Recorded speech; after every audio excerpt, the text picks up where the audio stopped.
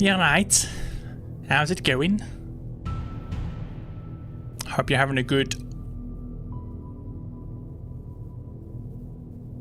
It's Tuesday, right? Is it Tuesday? Yeah, it's Tuesday. Hope you're having a good Tuesday. I forgot what day it was. Fuck. It's been a bit of a warm, mentally intense day at work, so I might be a little bit drifty during this, but we'll get through it as best we can. And yeah, shall we proceed? Yes, let's. So, Sunday. Moment. I think I'm gonna burp. Yes, I did. Okay, cool.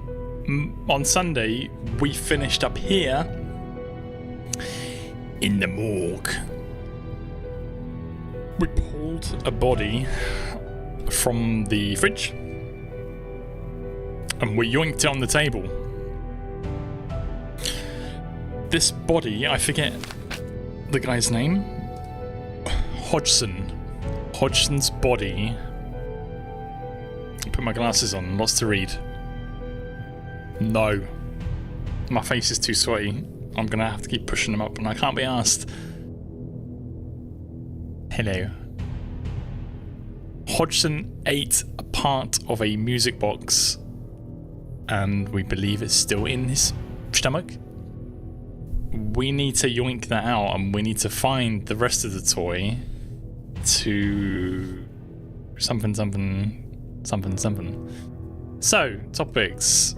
Oh, rumours. Is that a new one? Strange machine on the second floor. Yeah, we know about that. Nursery rhyme. So, we had a vision. Bertrand. Oh, yes, for Bertrand. We need a music box for Bertrand to get him out of this comatose state that he's in.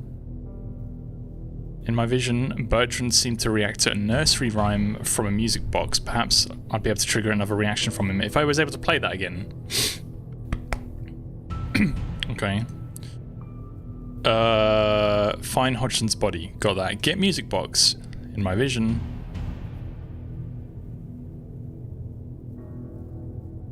Okay.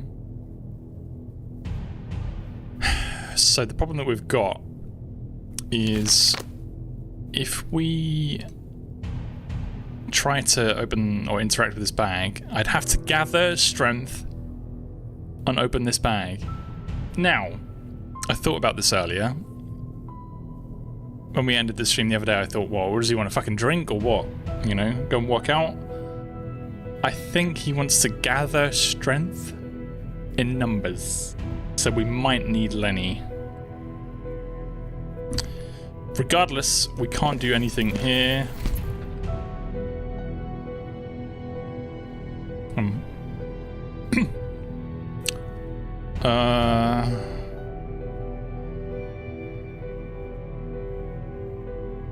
Hang on.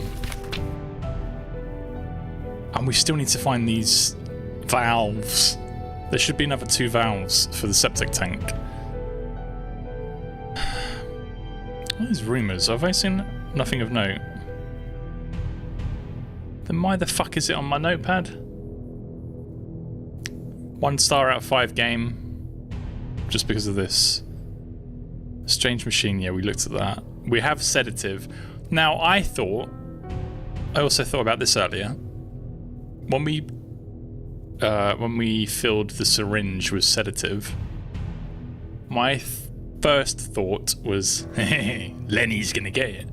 But I don't want to sedate Lenny. If we have to do a procedure on somebody, I think it should be Dr. Miller, because I think he's a bit of a prick. So we'll see. I mean, I think we need to go and find Lenny. I think we need to go and speak to him.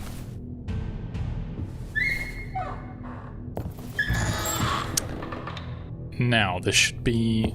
How do I know what time it is? Oh. He's in the corridors on floor 3. Right? How did we get up to the 3rd floor? Because... We were blocked, right? Yeah, how do we... We haven't been on the 3rd floor. This is the 2nd floor.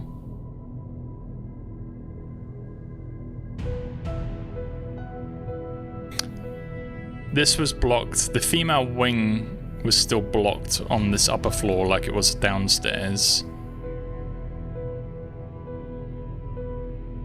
There wasn't...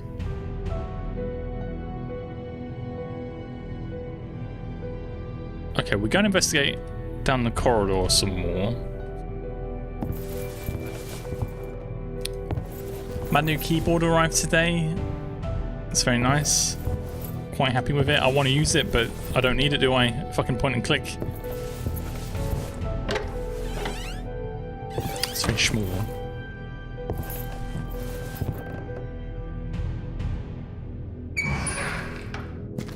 Oh, Lenny, where are you?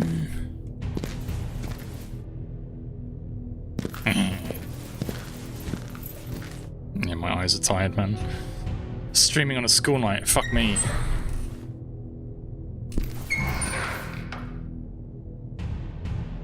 Right, so the female wing... Oh, hello. Oh yeah, we did see this. The door seems locked from the other side. Fine.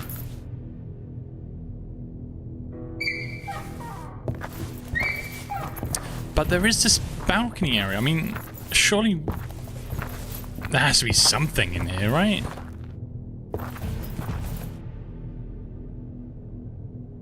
In here, there was like absolutely nothing. There has to be. Elegant as they were, the windows were mere decorations with so much dirt. Anything but practical.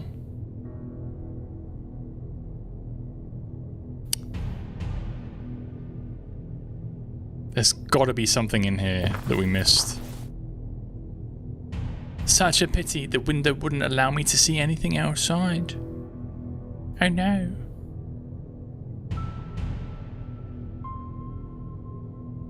Can't interact with these windows. No one ever bothered to lift a wheelchair. Or there's a note underneath it.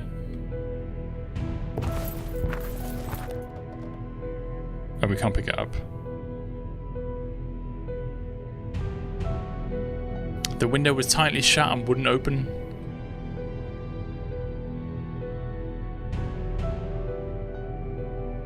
There's literally nothing in here apart from windows that you can't interact with.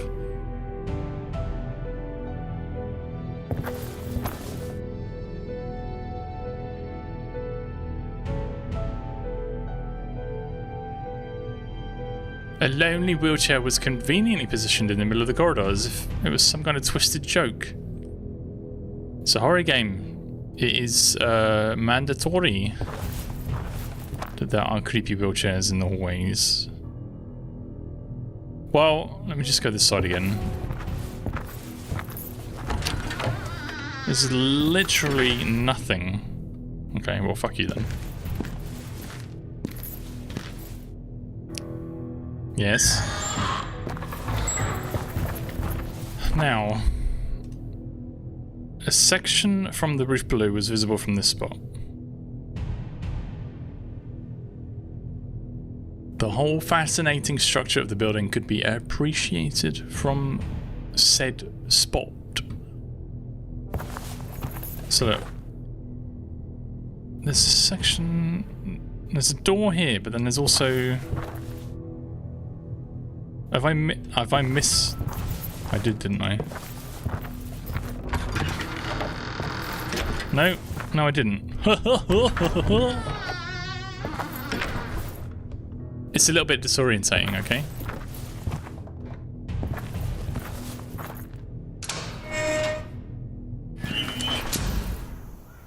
How the fuck did I miss this yesterday, Monday, whatever? Oh. Oh. Yes.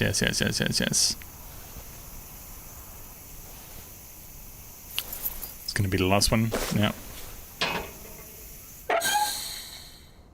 So now, the only one we have left is on the upper floor.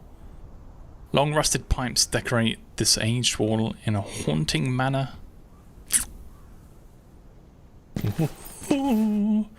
We made some progress. What an astonishing view. Even during the gloomy night, the sky looked as if it was hand-painted. Maybe that's because it is. Even though the window was dirty, there was still a hint of reflection in it.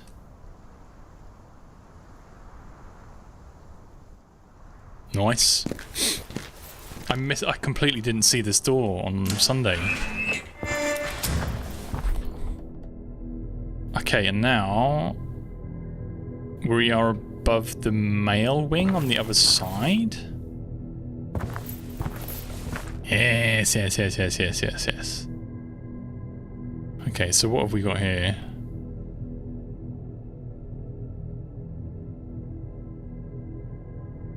Hallway and what?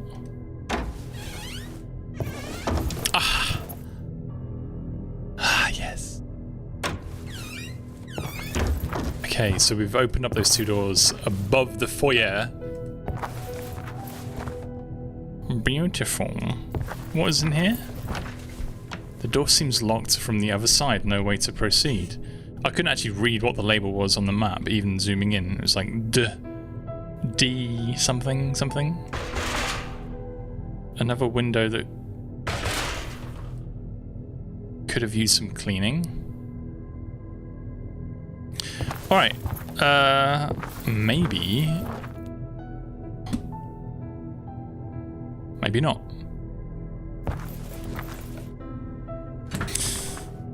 Firmly locked. Of course it was. Couldn't see anything through the window. Foggy night. Broken down wheelchair. Okay.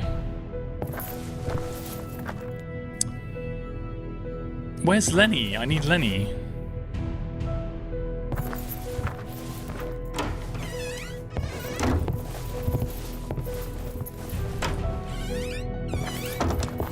If I can't find Lenny, I'm going to go down and speak to Julia.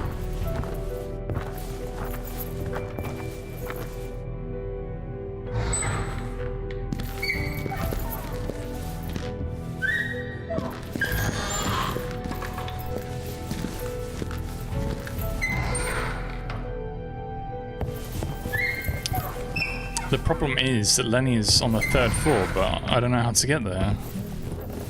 Everything is blocked.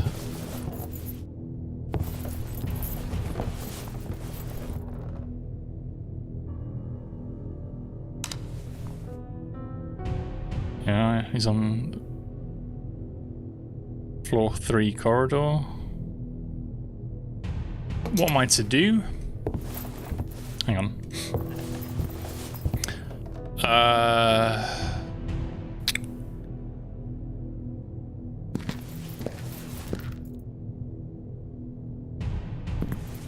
Do we go and speak to Julia?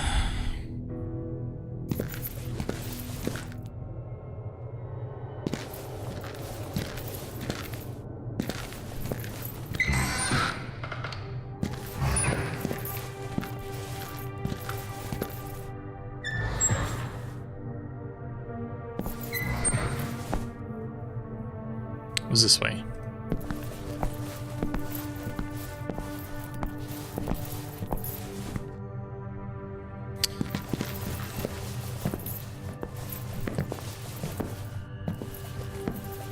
Hello. Hi, Julia. I forgot to ask you something. There's a strange contraption in a surgery room. Aren't the surgery rooms upstairs? Oh, no. Yes. You were not supposed to go upstairs. Oops. I heard there's a strange contraption upstairs. Okay, then stay away. I didn't actually want to click on that. I wanted to click on I've rumors. been learning about the early history of this institute. Quite unpleasant things. Yes, apparently it was a troubled time back then. There was some kind of situation going on between the employees and directors. Disagreements, I think, which devolved into a sort of debacle. It was all over the news back then. Maybe it had something to do with the alleged abuse of patients. Abuse? Nah, but I couldn't say either since I'm new here. I do believe those were wild rumors, though. Nothing was ever confirmed, and it could have been that staff members who were displeased with the management had spread lies to the newspapers. Underpaid people can get angry. And that doesn't mean what they were alleging was a blatant lie either. Well, the truth can be subjective. An act that may feel deeply outrageous to you, for example, if I pinch your arm on a whim because your questions are annoying me, may seem like only a mild reprimand to me. Perspectives do matter. Well, I believe the truth is definite, and how we may feel about it has no relevance. We must be able to discern the facts from the fabrications. Facts can be elusive these days, especially when you involve the media. But enough of this. In any case, the Institute was shut down. Well, many other hospitals for the insane have faced similar fates. Bad management, if you ask me. Okie dokie. I mean, I don't think we...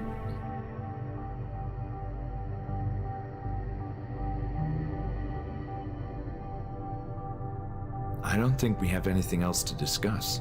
Thank you for being considerate. There's so much I need to do. I need to find a music box. You seem to need the strangest things. It's complicated research. Sure. Well, Well, what? do you know anything about a music box? No, I've no idea. Ask Bruno. Thank you! See you later, Julia. That is what we needed to know. Oh, but he's going to swipe the keys off of us. He might even beat us up a little bit. Because, you know, we keep stealing them.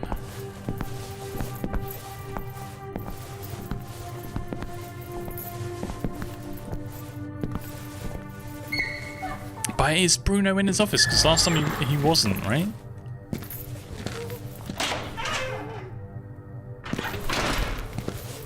Oh, Bruno! Are you?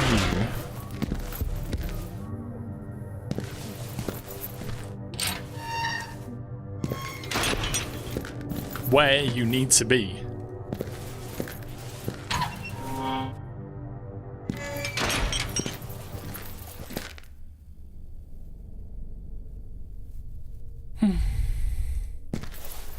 Where the fuck is he?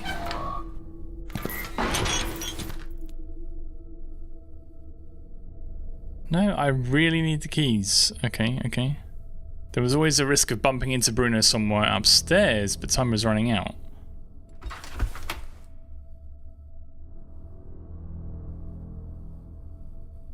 Okay. Did I even look at these drawers? Okay, useless. What?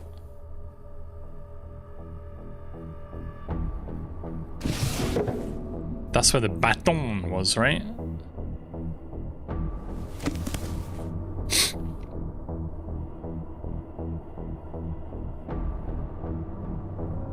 Have we read this? Or is this new? October the 14th, noon. Music again. That blasted tune echoing in the corridor gets on my nerves, as if all the bizarre noises in this horrible place weren't enough. But if it's the only way to keep him calm, I'll take the creepy children's nursery music over his maniacal pounding any day. I think we have read this. Good thing I brought my own food. They said provisions would be available. Yeah, we have read this. Ooh, that's it. Look, on the right hand side at the bottom. Evening somewhat. That's it, I'm taking that cursed music box away. Can't stand it anymore, I don't care how much he enjoys the music. Eventually, he'll bang his own brains into oblivion. So Bruno has it, but where the fuck is Bruno?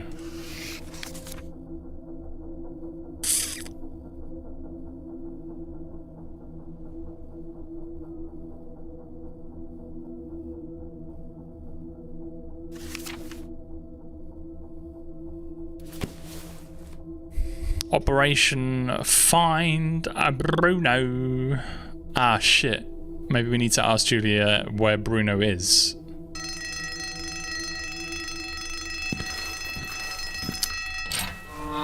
I didn't do that, did I?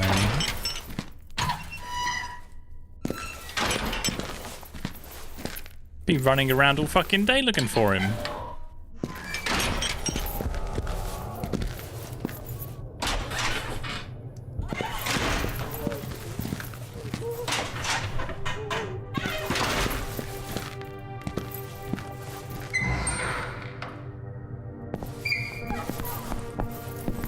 Oh, Bruno.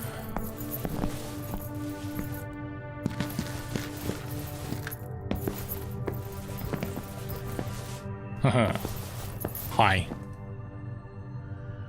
We meet again. Oh, one more thing, Julia. Where is Bruno? I met Bruno. Yeah, he's our new security guy. He can be grouchy and quite unpleasant sometimes, but he's got a heart of gold. He seemed quite angered by my presence here. Well, it's a strange night to begin with. Just make sure you avoid asking him as many questions as you do me. I don't think we have anything else to discuss. Thank you for being considerate. There's so much I need to do. Do you know Lenny? It's funny you call him Lenny like you were friends. Yes, I know Leonard. He's been around in the Institute for a long time. It seems like he's taking care of janitorial services. Oh yes, I understand it's a kind of treatment of, positive reinforcement. That's it. Leonard is the... what's an appropriate word for this? The most normal of the patients we have readmitted so far? Yes, he seems quite nice. See you later, Julia. Okay, well, we have no lead on the whereabouts of Bruno. Do I have to go checking rooms? Because that's a little bit tedious. Could he be... I mean, he could be anywhere. Not in here.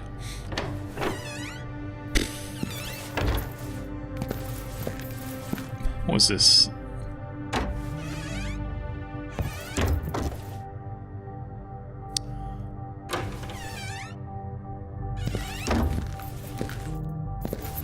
The bog? Could he be, you know, dropping the kids off at the pool? I don't think so.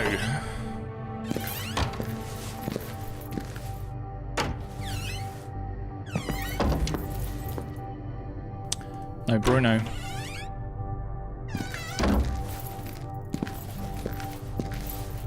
Okay. We'll cut through the library. If he's not in there, we will go and interact with Dr. Miller and see if he can tell us where Bruno is.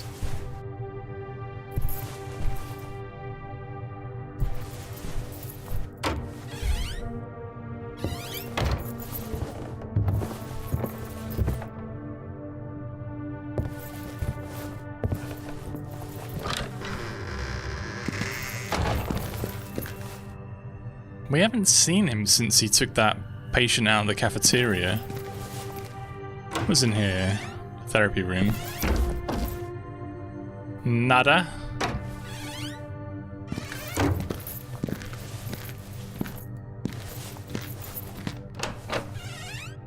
Ah.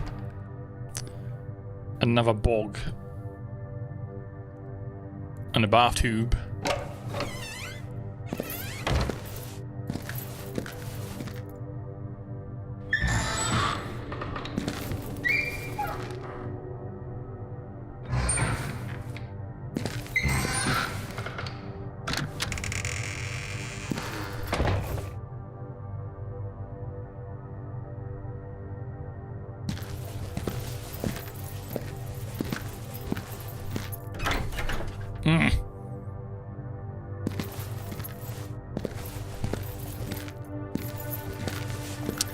Where is he?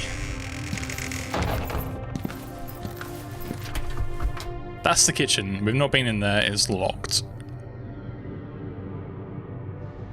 Yeah, we're gonna go and ask Miller.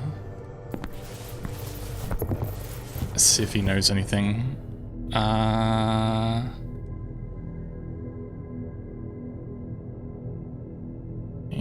No. Should be over here.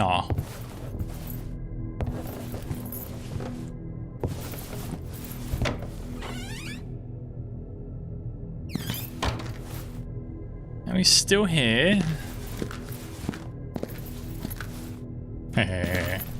Oi! Dr. Miller? What is it this time? Just one moment of your time, please. Do you know Bruno? Of course I know Bruno. He's our security guard. Where the fuck is he? Is there anything of interest you could tell me about him? Not really. He's just a security guard. Just a security guard. He's working in your establishment and contributes to a greater goal. You can't possibly operate this place without security. Look, if you want to form a union with Bruno, be my guest. I need to keep working with this dangerous chemical. But where Why is... such intolerance? I have a highly dangerous chemical right here. Fine. About this, We have said all there was to say on the topic. have you seen a patient wandering around? The one who's cleaning the rooms? Yes. Leonard, I believe. Yeah, where? That's who I mean, yes. Where? Is it safe to speak with him? Certainly. Perfectly safe, otherwise we wouldn't allow him to roam freely. I'm not familiar with his case, though. We are simply continuing with the same treatment he had in the past. Which is? He likes to help. How can we say no? About this, We have said all there was to say on the topic. Motherfucker! I forgot to ask something else. I'm sorry, but I really need to concentrate. Would you say it's possible to stimulate the memory of a catatonic patient with music? Certainly within the realm of possibility, yes. The mind is still a mystery. There's much we don't understand. But a terminally ill, withdrawn patient who suddenly reacts to a visual or oral stimulus? Could happen, yes. Thank you. Have you seen a strange contraption in a surgery room? That strange contraption is Walter's most remarkable creation. What's it for? Seriously? We have a gigantic library and ample documentation on the history of Hanwell Institute. Go see for yourself. Ooh.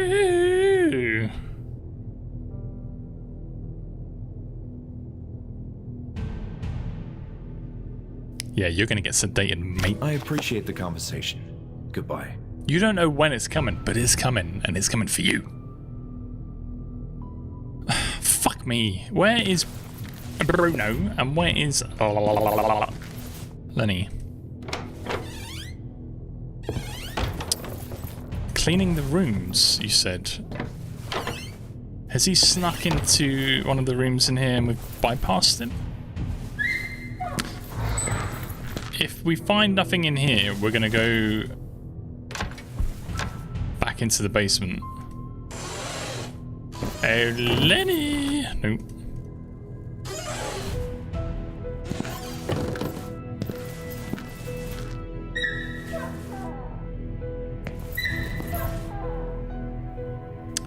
No Lenny, no Bruno.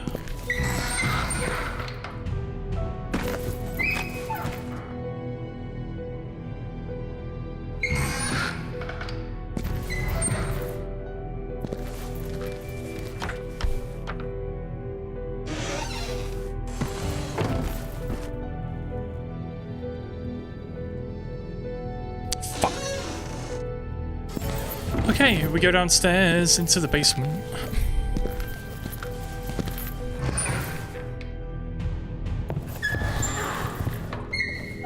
I thought there'd be a way that we can get up onto the third floor, but it ain't happening.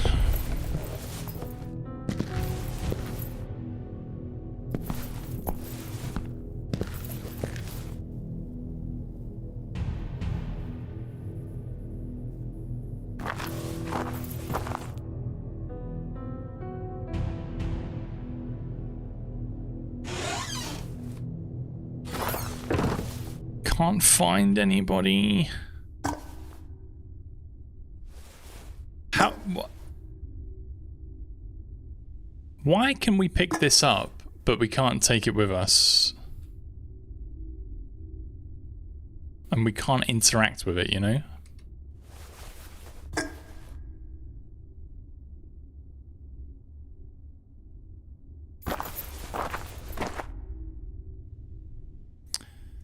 Clothes have been hanging in a dark, damp place for a long time.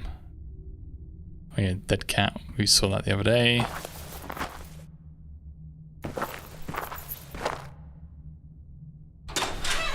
This is where the septic tank is, right? We haven't actually looked at it since... Yeah, we've reduced the pressure. Oh look! Balcony. Hydrotherapy. Sewers. The greenhouse. The greenhouse we haven't done yet. And we can't... Yeah. So next time we look at the map, we have to look for the label greenhouse.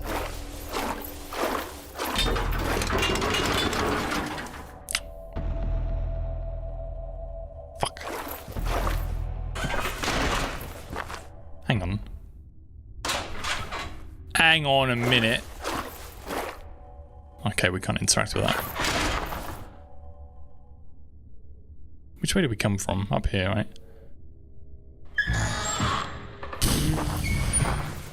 We need a... Padlock was rusted. I won't be able to unlock it even with a key.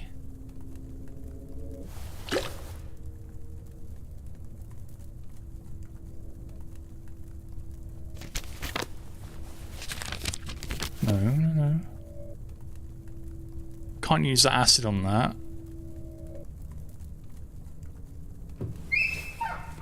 What would we... I assume that we have to wait until we see the hand with like the cog before we can use the acid, but I think we've used acid on locks in horror games in the past, so I thought maybe we could, but no.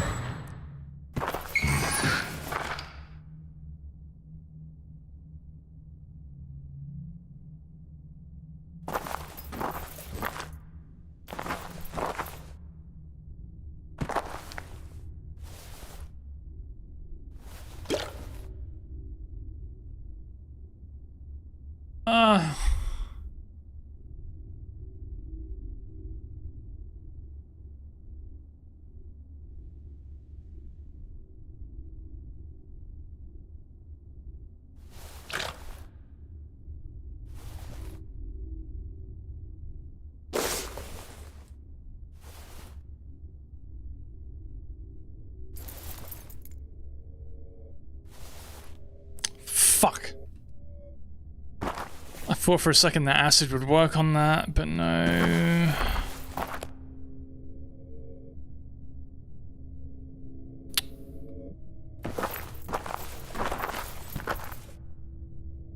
The door... I can't believe that we can't interact with this concrete door.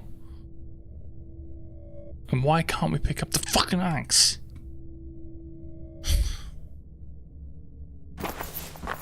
Alright, I'm gonna need some help in a minute because I'm losing patience. We've been everywhere. We can't see Bruno. We can't see... Hang on, I've just gone backwards. Fuck. We can't find Bruno. We can't find Lenny. Miller doesn't want to tell us anything. Julia doesn't want to tell us anything.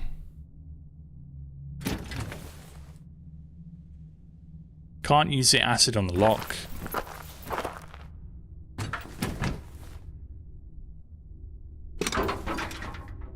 Can't open that.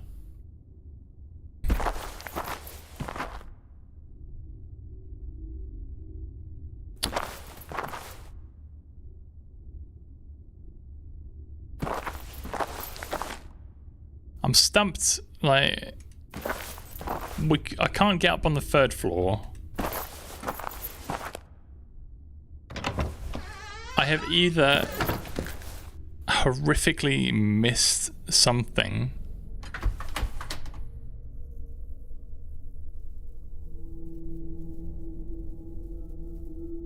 or that's probably what's happened, right?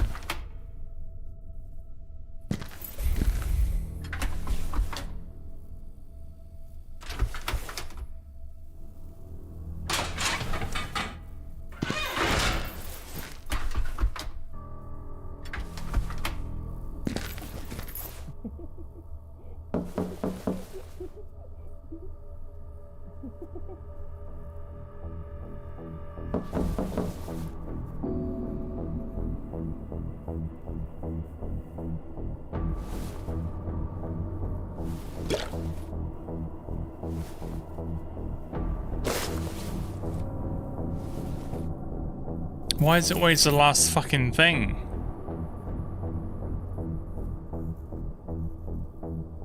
I wasn't desperate enough to enter without dealing with the high-risk patient first in some way. What?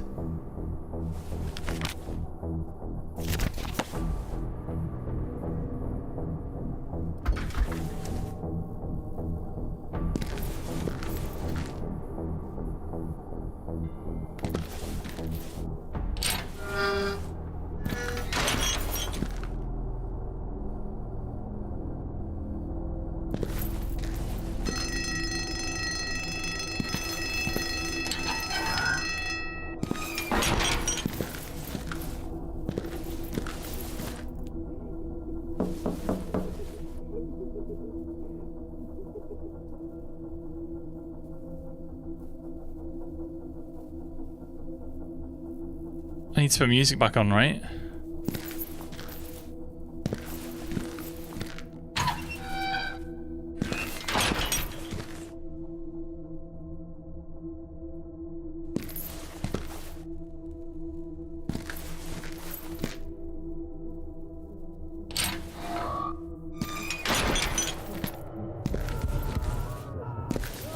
Do I? I don't think I've even got the records though. No, I don't. Oh, maybe they're all on the record player.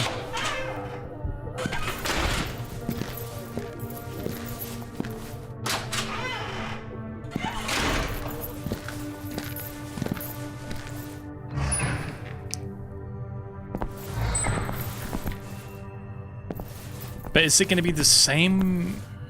the flute thing?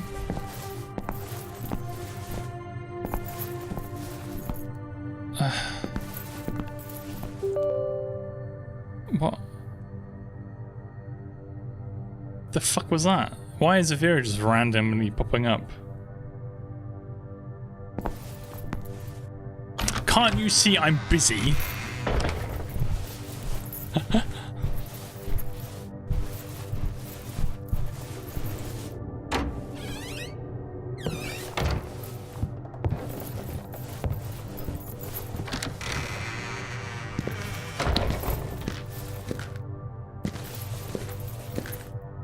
Hang on.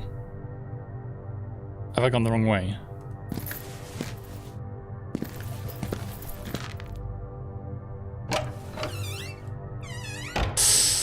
That ain't the right door. Fuck. No, this was it, right?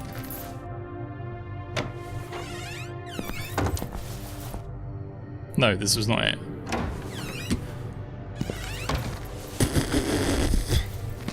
Fuck!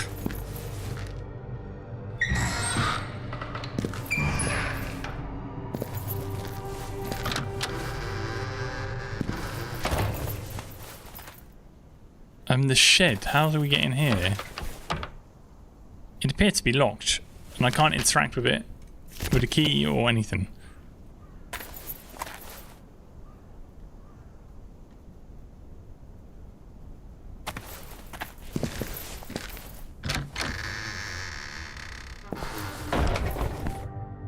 Okay, map. was the archives. I was way wrong.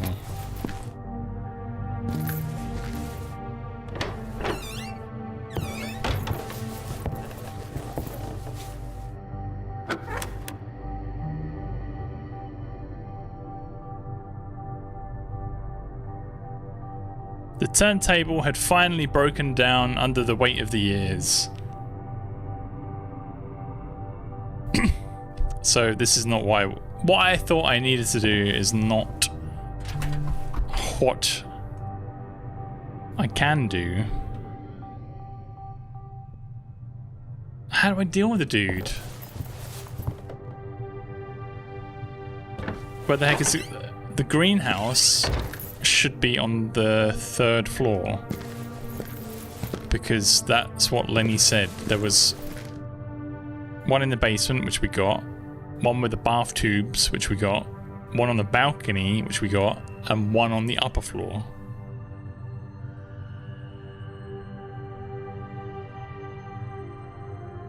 So the greenhouse is on the upper floor, but I can't get there. I don't know what the fuck to do.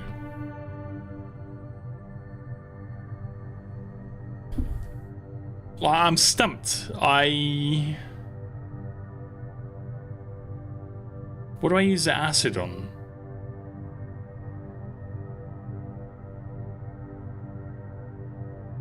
I have tried. I can't.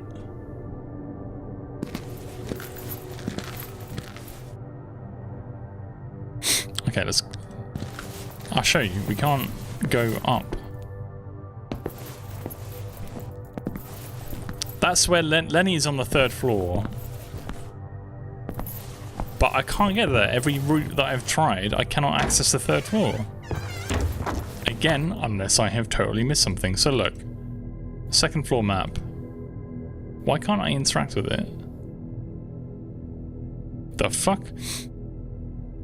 We are here. These stairs to the 3rd floor. Hang on.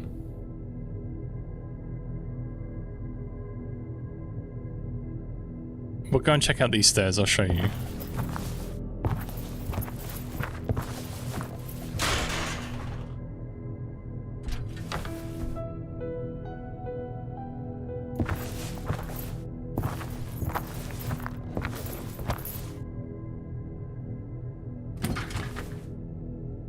We haven't even been over here, have we?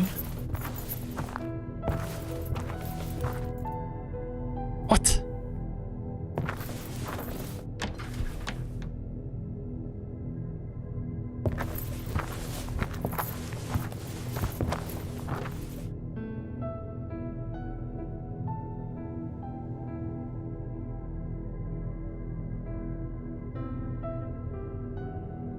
So confused. I thought we'd been over here, but it's... Well, maybe we have, but I can't remember. It's all blocked off. So I can't even get here.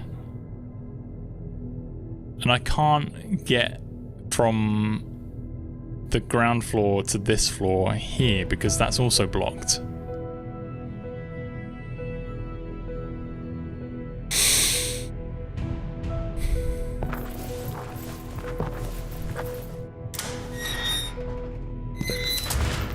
I'm a bit confused as to where the fuck we are.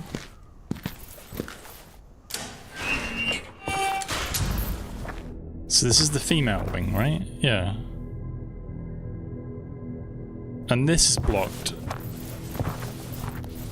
So we cannot go through there. No, that just goes around in the loop. This is blocked. That goes to the female ward, which has a staircase. It's blocked. It's also blocked on the ground floor. So we just can't access that at all. And up here, Lenny, the fucking pleb, has blocked the staircase here. That's blocked.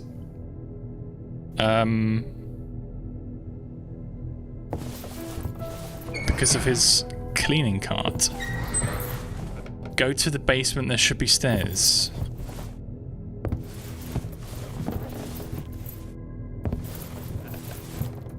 That's a gallery. Hang on, just for sanity. Can't go up. It's blocked. We go down into the basement. Yeah.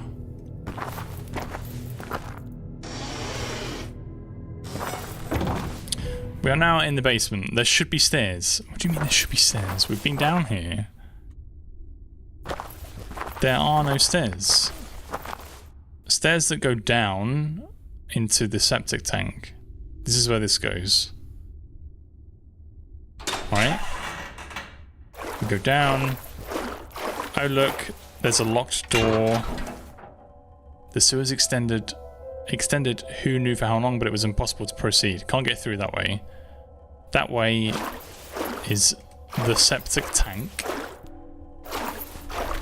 Can't get in there yet because we haven't got the last valve. Because we can't get on the 3rd floor. Okay, so we came from there. In here is the boiler.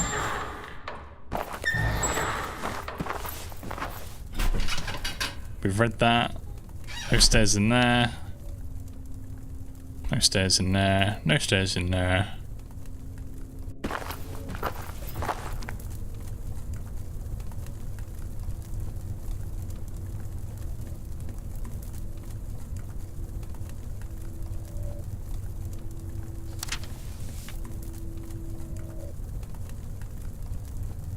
Well, we didn't see this last time, so let's read it, shall we? Jonas Crawford, 42 years old, unstable. 1st floor, 105A. Group E, also. Medium-sized male whose outlandish behaviour and off-putting manners often disturbs his peers. A clear case of paranoia, and deemed highly unstable. Even though he is slim and fairly short in stature, Jonas Crawford has been known to terrorize some of the most maniacous patients with his wild, staring eyes. I can't read. Fortunately, Crawford is often in good spirits, and whenever that happens, he can be one of the most joyful and amusing patients in the institute. Constantly making jokes and lightening the mood. He is a fast talker and quite witty too. He could have become a great comedian if not for his mental condition. However, just as he can be cheerful, he can also immediately turn violent and frequently causes harm both to his peers and the nursing team. Crawford has an intense fear of darkness, which many specialists still cannot explain.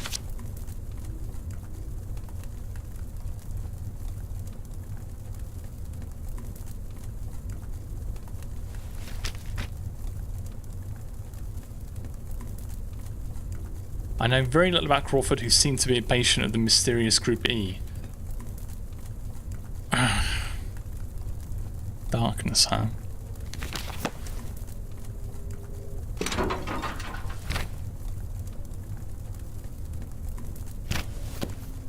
Why won't you let me put acid on that, huh?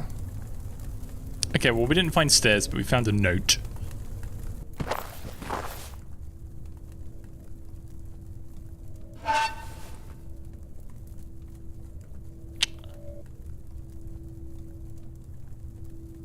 Okay.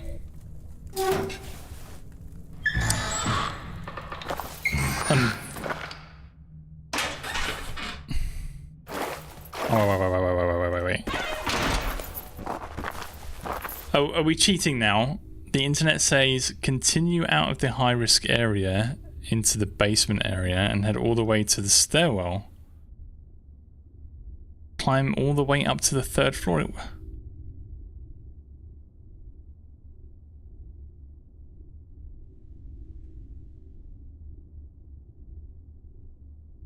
Out of the high-risk area and all the way to the to the 3rd floor again. There is no again, we haven't been up there. So maybe that is after somebody has already done something to trigger the... Where you saw the dude just now? What do you mean the dude just now?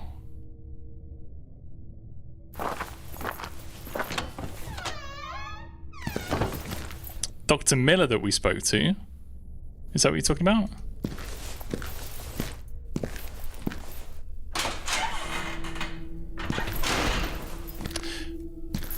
Right. So this is the high-risk patient, yeah? We're in the high-risk zone.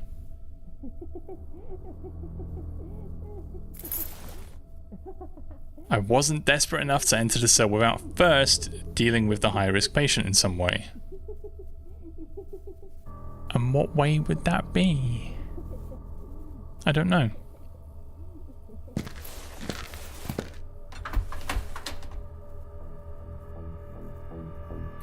And the staircase here, we can go up one floor, and that is it.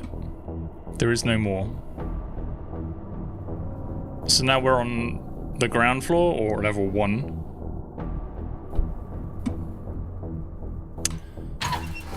I'm absolutely stumped. What was it, 105A?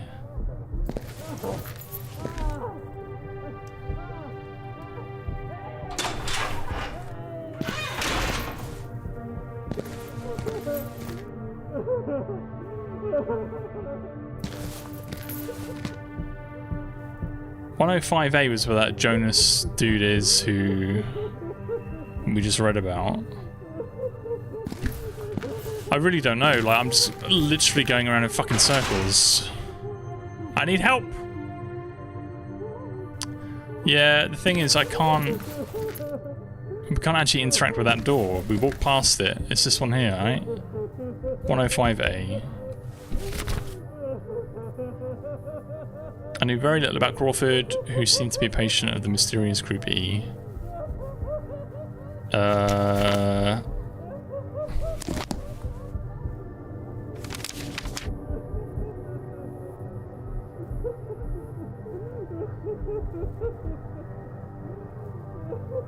Ask Miller about Crawford.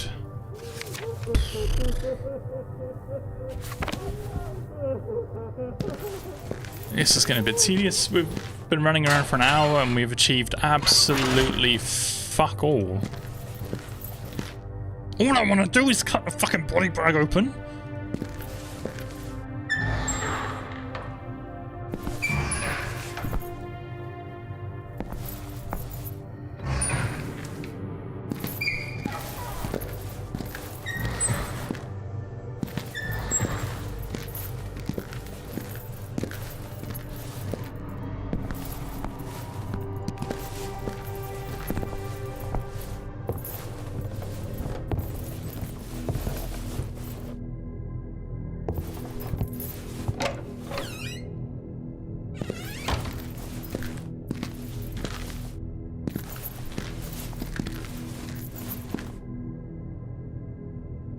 Dr. Miller? What is it this time? Just one moment of your time, please. Does the name Crawford ring a bell? Not in the least.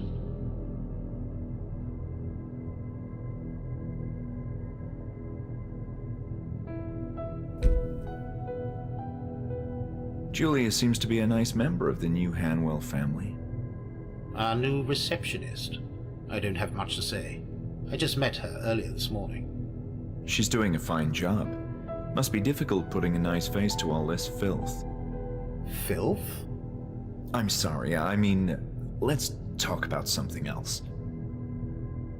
You seem quite attached to this building and its history. I wasn't involved in those days, just acquainted with the philosophy of Hanwell Institute. The hospital used to be an illustrious example of what the will of man can accomplish. All I'm doing here is picking up the pieces and fulfilling that dream.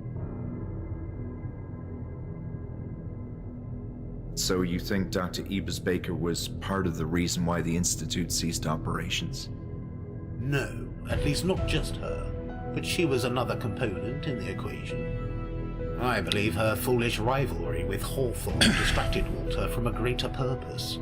And Hawthorne, well, he wasn't a saint of my devotion either. I think I banged on his door twice.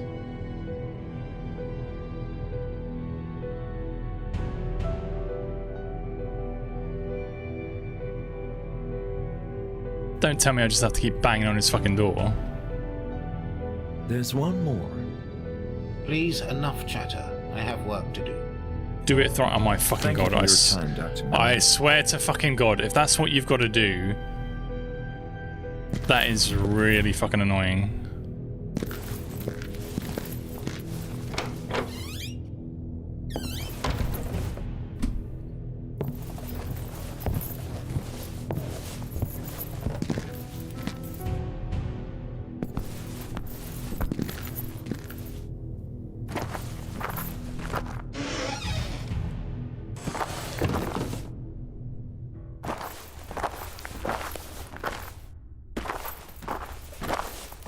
I'm gonna try it, and if this works, I am going to have some unsavory words to Senscape Games.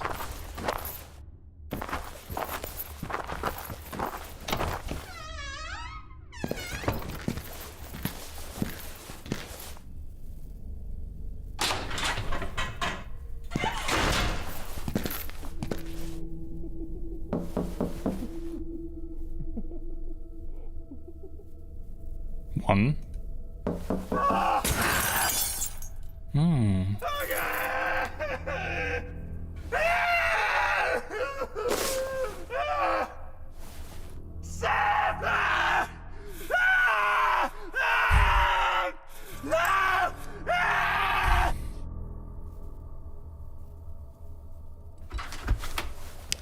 That is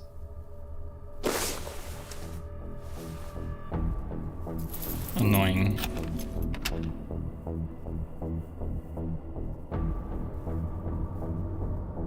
Come on in.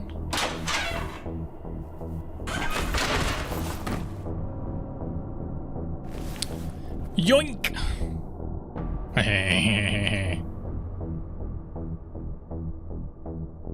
Oh no.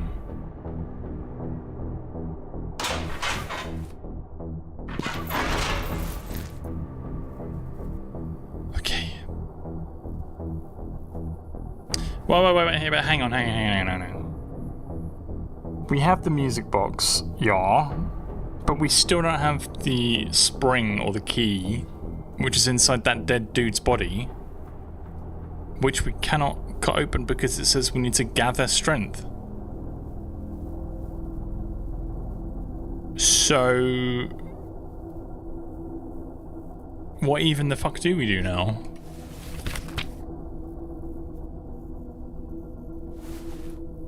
It was an elegant music box, a remnant of bygone era. Okay.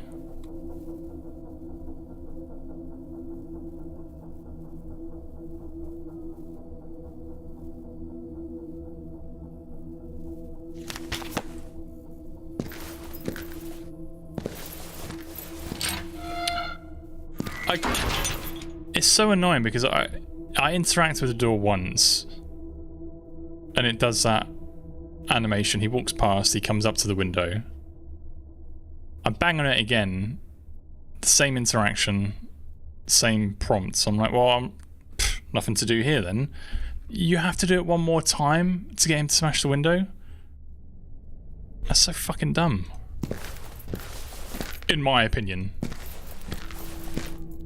There should be some kind of cue to say, oh, you do it again, but like... How many people get stuck at that point?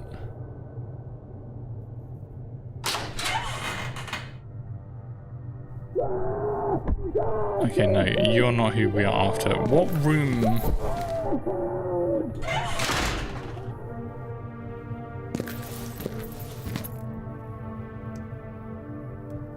I wonder if we missed a clue in all the text. No, I don't think so. There was no text. It was like knock, and then when I interact with the door, it's like, oh, I don't want to do anything without dealing with.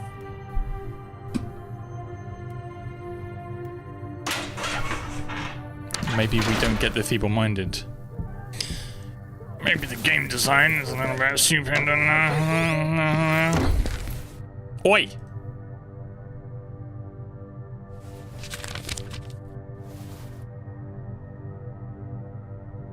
It key was needed to wind up the music box. I don't think it was a key, it was a spring that we saw. Dude!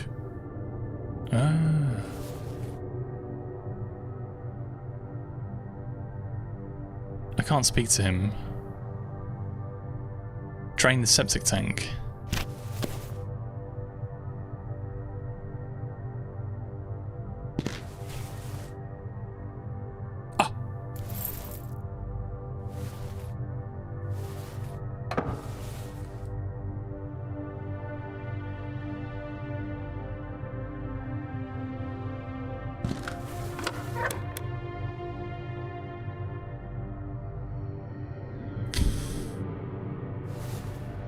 We need to get the thing working, but we can't. No, I know we don't need to cut it. I'm trying to put it away.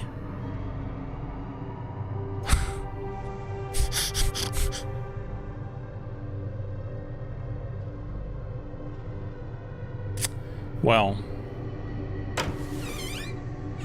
What room is he in? 102A. Now that we've done that, will that trigger Lenny or Bruno popping up?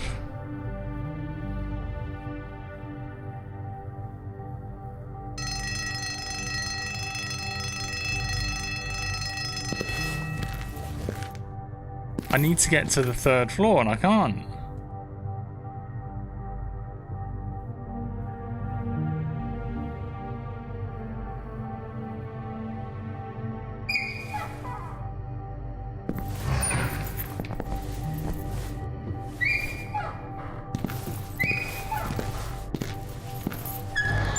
Yeah, I'm going to the mall. But we have not gathered strength.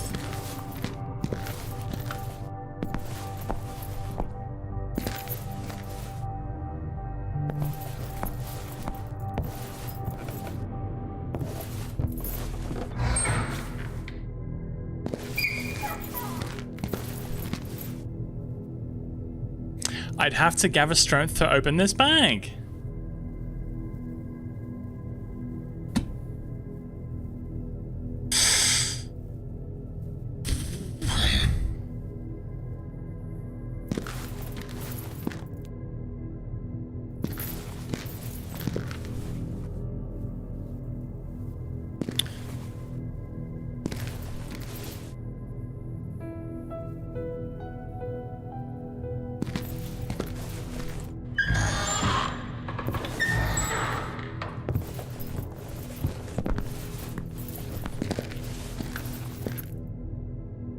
This seemed to be Lenny's cart. Perhaps he was getting ready to clean the topmost floor.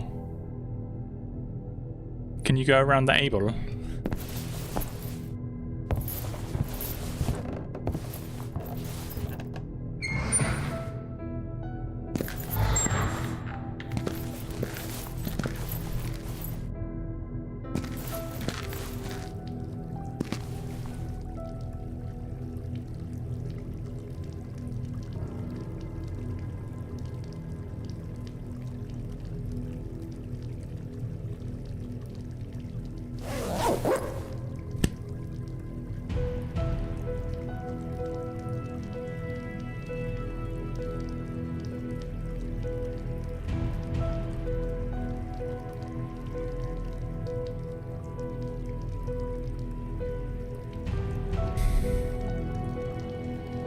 His pallid face and eyes, wide open, evoked a sense of terror and despair.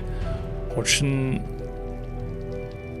seemed to have died under despicable circumstances. You want to try and hide it? No.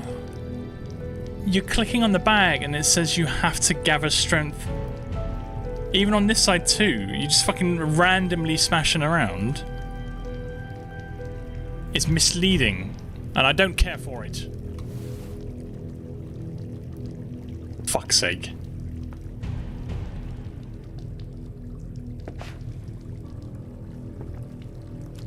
Ew!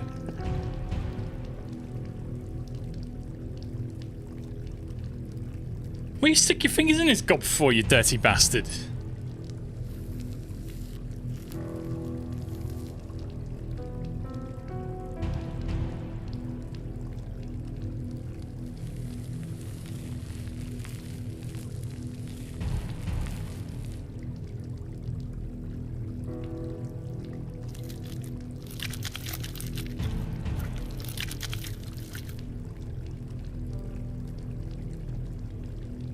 That was frustrating because it should have been so much easier and clearer than what it was. Even though I've been to these areas and I've clicked on these fucking things multiple times.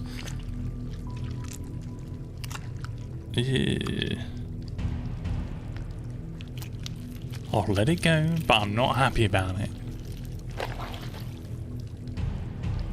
No, it's not that easy, is it?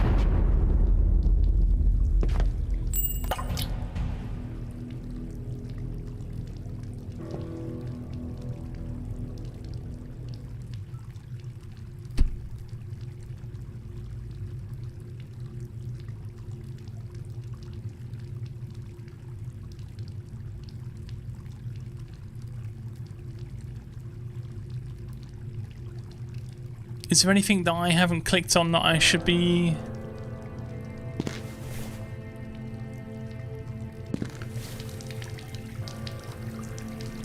Ah! Due to my being on edge, the wind-up key had fallen in the drain. Oh no! Where was that damn wind-up key? The current was strong, carrying the wind-up key somewhere else.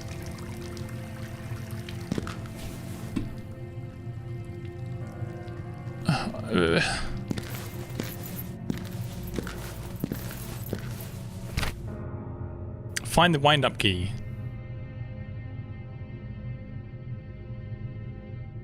Fell down the drain due to my clumsiness. I had to keep looking.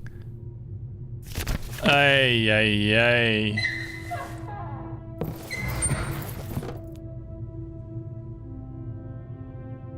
Okay, let's think.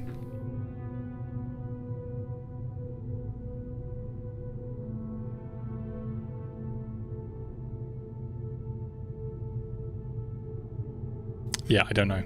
I don't know. The only thing that I can think is that there was that sink that we could turn the water on. What's below the morgue? The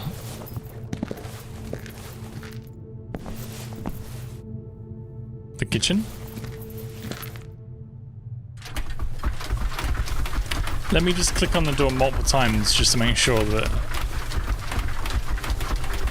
Okay, definitely can't get in.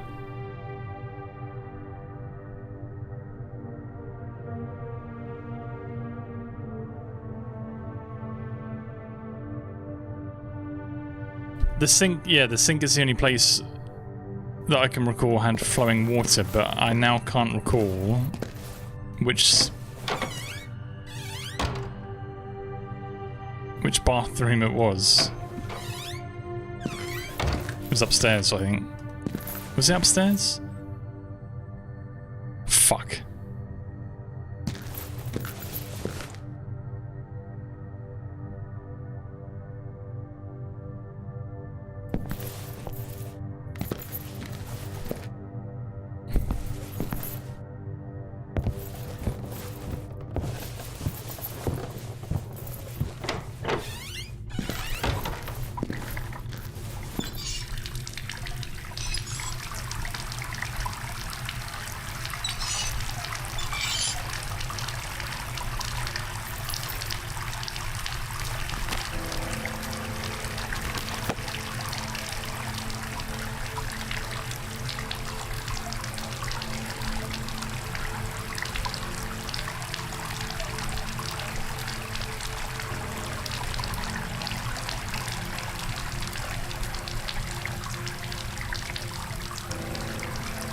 Where could it go?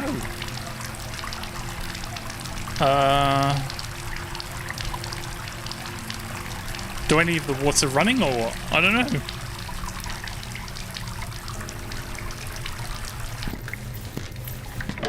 I'm gonna leave it running. For the shits and the giggles.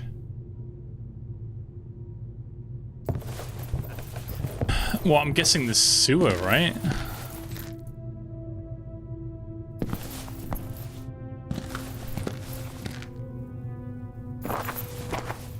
I don't know.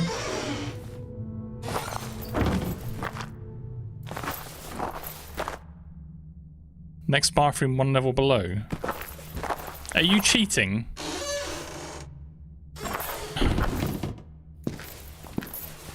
I'll take it, but only because we got stuck for an hour. Yeah, this bathroom here. I'm not angry. Ah, in the shitter! Yes! I wondered why we were looking at this pile of shit earlier. I'm not angry. I was merely but a little frustrated with that last interaction with the door, you know. Knock 3 times and then he smashes a window.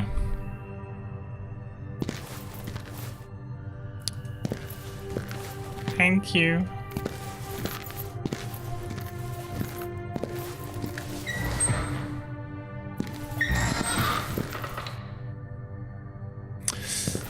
Come on.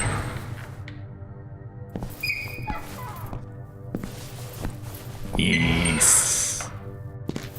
We make some progress. We get this dude out of a catatonic state and see what he has to tell us.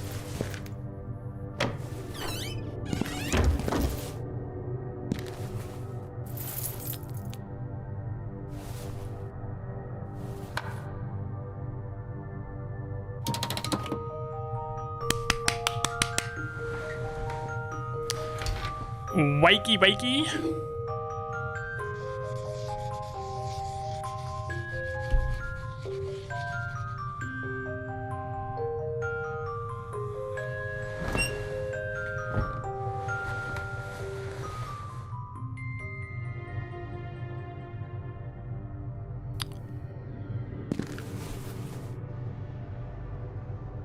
Bertrand had drawn a strange pattern on the floor. I felt like I'd seen it before. While it was a simple drawing, it overwhelmed me with a sense of dread and despair.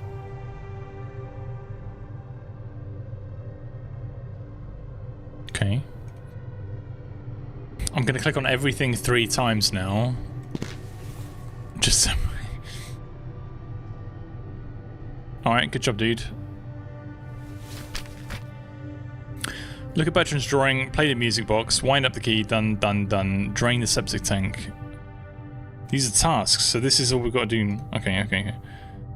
Bertrand's symbol. What was the reason behind the strange symbol Bertrand had drawn on the floor? Where had I seen something like that? To be honest, I can't make out what the fuck he has drawn.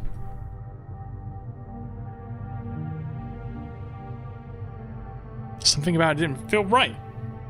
It seemed old and strange, not something subject to a... Okay.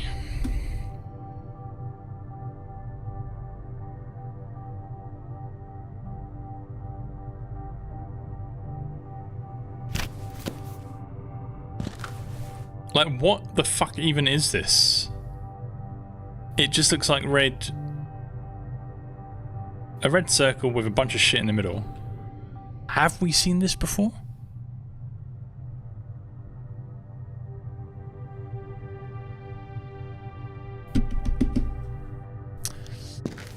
All right.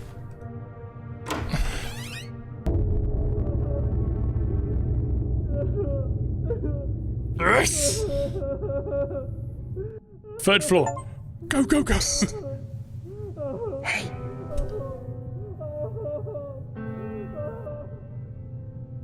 Lenny, what are you doing here? Where the fuck have you been, Lenny? I was cleaning the showers, and I heard something. What were you doing inside that cell? That's bullshit. I checked the saw showers. something You were not very there. Strange. I can't explain it yet. However, a picture is beginning to form in my head, but there's still a lot I don't understand. Maybe I can help you. You can? Please tell me how, Lenny. I'm growing more and more desperate by the minute. I have a key. I took it a long time ago, before they released us from the Institute, around the time of the event. A key for what? Can I trust you? Of course you can, Lenny. Of course, Lenny. And I trust you as well. All right. This is the key to Dr. Hawthorne's office. He knew things. There was chaos all around, and nobody saw me when I took the key and locked his office.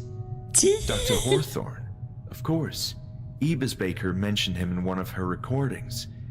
He was quite close to the head director, right? Yes. He kept secrets inside his office. You should look inside. Thanks, Lenny. This is hugely helpful indeed. Oh, one more thing. Oh. I was never able to enter the head director's office. None of the keys I took while cleaning worked. I think Hawthorne kept that key with him. So Hawthorne's office may lead me to Hanwell's office? Interesting. Well, here we go. Here's the key. And good luck. You fucking legend, Lenny. And you're a thief. Dirty little thief. Alright. Onwards. Progress. Lenny saves the fucking day. Quick to Hawthorne's office. Run!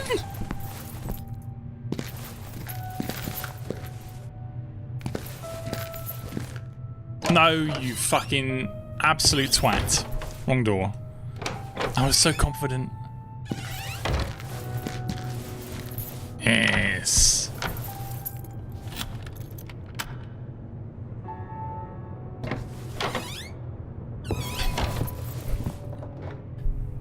As if to foreshadow hideous revelations awaiting inside, the first drops of rain begin to fall when I trespassed into Dr. Hawthorne's office.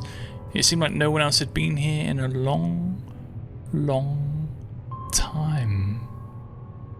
Alright, so we are also looking for not only secrets to uncover, but a dirty little key. An antique sofa conferred a sense of importance, matching the sober decoration in the room. Oh no. Confrontation in the psychiatric. What? No record of the venerable Hanwell Mental Institute would be complete without an account of Dr. Ellis Hawthorne, companion, trusted associate, and loyal confidant of Walter Hanwell. Dr. Hawthorne's abrupt addition to staff at the esteemed mental hospital was not without its share of controversy. He was an inscrutable character who, to the astonishment of many, quickly joined the highest ranks of personnel list, skipping over roles held by established and arguably more qualified colleagues in the process. Dr. Hawthorne's accomplishments in the field of mental health are, for a noteworthy physician, meagre at best. He rose to a certain level of public regard thanks to his imposing personality and stern countenance rather than the distinct achievements, as he had a formidable presence that allowed him to immediately command the attention of everyone in the room simply by entering it. His signature neat black suit paired with his cold, guileful gaze inspired equal measures of respect and fear in his peers. Rumours among those who were acquainted with the Institute's founders insinuate that Walter Hanwell's seemingly friendly, almost fatherly demeanour worked against him when it came to achieving his own ardent goals. It is speculated that this is the reason he chose to partner with Dr. Hawthorne, who soon proved to have more manipulative, ruthless ways of managing Hanwell Mental Institute. Too vague. Over time, the grisly details of Hawthorne's practices began to surface. Grisly practices, huh? Many colleagues were horrified, others who knew him well less so. Testimonies hold that Hawthorne often engaged in heated quarrels with other staff members at the Institute. Nurses, who chose to remain anonymous, claimed that medical instruments previously thought to be lost would appear scattered around his office. While it's not unusual for a physician to work with dangerous tools such as scissors and scalpels, it is far from common to find them mishandled in an unsterilized environment. Nonetheless, this particular form of misconduct in Dr. Hawthorne's career could not be confirmed, and was dismissed as malicious gossip from disgruntled employees. Dubious stories of patients secretly taking... Sorry, let's start again. Dubious stories of patients secretly taken to his office late at night have not been verified either.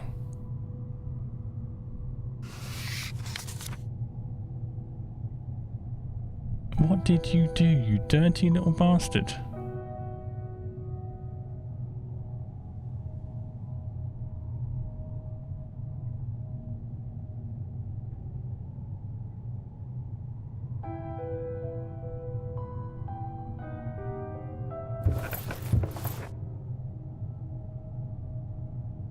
Dr. Ellis Hawthorne, psychiatrist, one thing was certain, he had an impressive career in his field. The diploma confirmed that Dr. Hawthorne was a renowned individual and, regardless of his behaviour, a valuable asset to the Institute.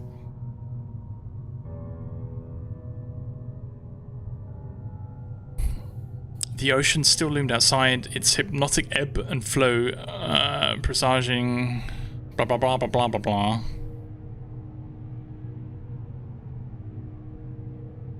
Okay, books on medicine, unsurprisingly psychiatry. Let's get around that side of the table, shall we? Ooh. Oh, look, a reel is missing, and we found it. Yoink! Double yoink! If Lenny was right, then this was the key to the director's office, which was now in my power. Second floor, right?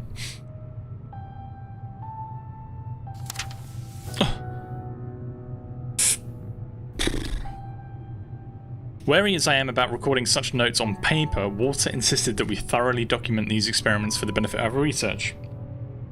It's true that the process of writing in a journal allows one to more efficiently collect thoughts and ideas, make sense out of them. However, I have to strengthen security measures to begin with. I've asked the janitorial staff to refrain from cleaning my office. At first, we tried straightforward questions. What did they see? Could they hear any sounds? How large is the chamber? Yet they seem to have no recollection of the encounter. Next, we followed with a set of more specific inquiries. What is the being inhabiting? What is the being inhabiting the chamber? Does it look like an animal? Can you describe its shape? Did it move? Nothing worked. Their minds were completely blank, as if the moment was erased from their memories. However, there's no question that whatever happened inside the chamber provokes a severe reaction to them. The procedure is rudimentary, to say the least, but effective. We tie a rope around each patient's wrist and push them inside, resisting the temptation to gaze beyond the threshold with all our might. It's hard to tell from our vantage point next to the doorway what transpires in the interior, but we don't sense any movement. Apparently the patients remain still or are paralysed even. After a few minutes, we firmly pull on the rope and haul them out. Bruises are inevitable as they hit the ground, but there's no better way of doing this. They don't react to any stimulation while in the chamber. Walter then uses the device to lock that strange door. He's far more knowledgeable than me on such esoteric matters. We believe what the patients experience is unbearable fear. Our initial guess is they were becoming paralysed. Our initial guess that they were becoming paralysed was correct after all. It's like they shut down in the presence of that blasphemous form before them. The human brain is such a marvellous organ, even their deeply damaged minds react to protect them when they're in danger. As we drag them out of that ancient room, we can discern an expression of absolute dread on their faces. Insane or not, human emotions are still the same. Yet they return to their old selves shortly afterwards, as we drive them back upstairs. I now understand what we must do. The goal is to instill fear. Their minds are clearly processing the visual information. The theory is that if we are able to reproduce the conditions of the encounter, we should be able to recover details about it. Even if one patient is unable to describe it all, we could piece together a more accurate picture of multiple recollections. Our current approach is savage. We subject them to extreme situations in hopes of prompting a reaction. I'm not proud of blatantly beating someone like a goon, but the promise of the knowledge and purpose concealed in that chamber is too powerful and supersedes my dignity. He beats up the inmates. However, these methods aren't working. They react to pain, they cry, they scream, but they don't do anything else. It's not true fear. We are not replicating the conditions well enough. This afternoon, I spoke with Ebersbaker about the regression she's observing of Group E. Of course, I had to play the fool, but her incessant babbling formed an idea in my mind. For instance, H has pyrophobia. The mere thought of fire or talking about it makes him tremble in fear. Ebersbaker recalls an incident during one of her therapy sessions in which a patient casually said something random about firefighters, and H instantly became agitated, tears rolling down his face. Following this revelation, I took him to the boiler room. The incandescent red glow from the incinerators, the shadows flickering on the walls, and the intense heat emanating from every corner in the room caused a wild reaction in him. I proceeded to question him about the encounter, and finally, an actual detail emerged. He simply said, "Big." But it's not enough. More stimulation is required. Further efforts have involved more extreme measures. Simply placing the gas burner in front of him provoked a state of shock, not unlike what we surmise occurs within the walls of the room. Poor soul. H can't grasp that an industrial incinerator is far more dangerous than a small laboratory burner. But who am I to judge his emotions? However, that state of fear wouldn't allow me to press on. He didn't respond to any of my inquiries, just kept silently staring at the flame. So I moved the burner closer to his chest. Leveraging their fears is indeed the key. We managed to obtain much more information from these new sessions than from all our previous efforts. A picture is beginning to form. JC, afraid of the dark. LH, brittle bones. RB, sexual act. BL, denigration? Is that how you say that?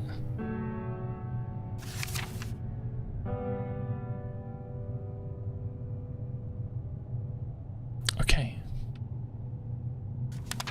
No. No.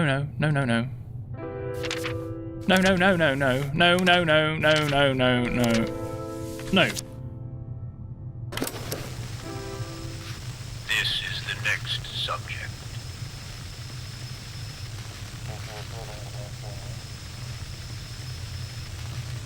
Yes, we may proceed.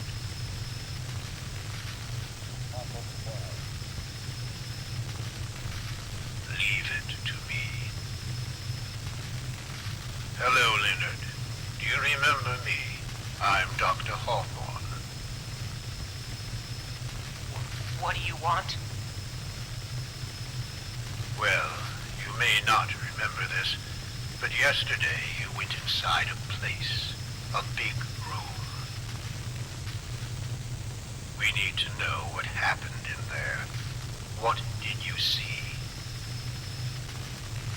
I don't remember. You need to make a big effort to remember, Lenny, or unpleasant things may happen. There was a tunnel, but not ours.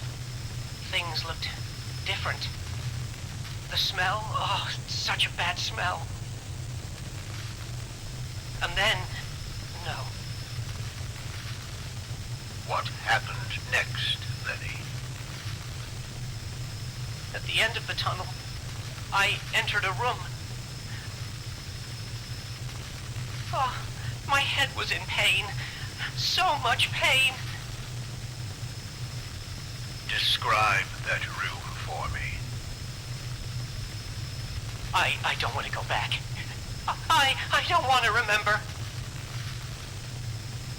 Describe that room. Now. It's so large. The walls are strange, with shapes I've never seen, and there's a glow everywhere. And in the center, What is at the center of the room? no! A turquoise slug. What did you see? My head is pounding. Think. Think. Remember. No.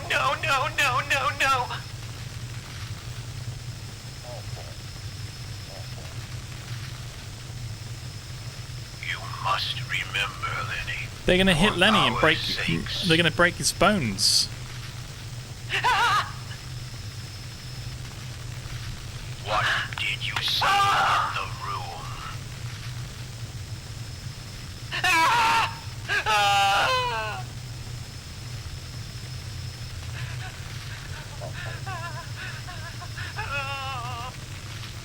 I'll turn off the recorder until he's ready to speak again.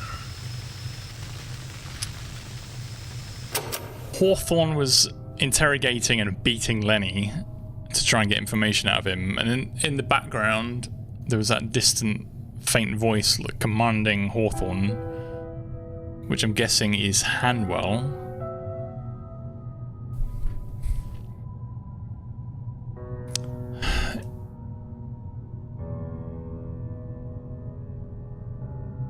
Okay, I think we're good here, right?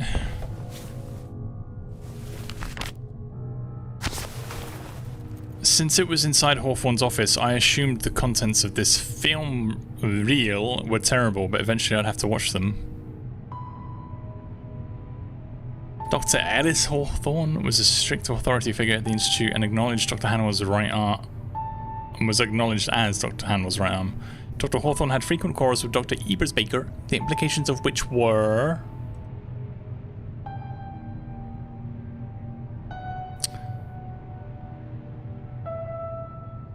The implications of which were still unclear to me.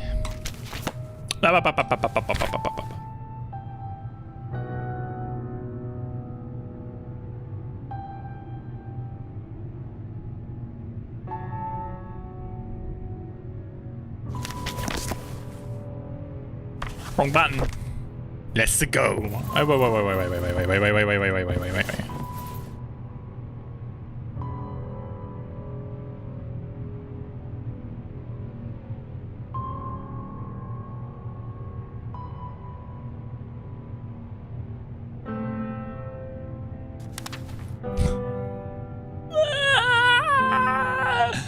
I'm afraid my colleague Anne has elected to take an inferior direction in her career. I try to be open-minded while considering new ideas, but my goodwill doesn't extend so far as to resorting to shortcuts when it comes to the advancement of the healing arts.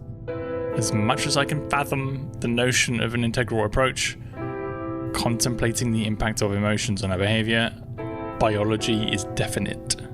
Our physical body reacts to physical impulses.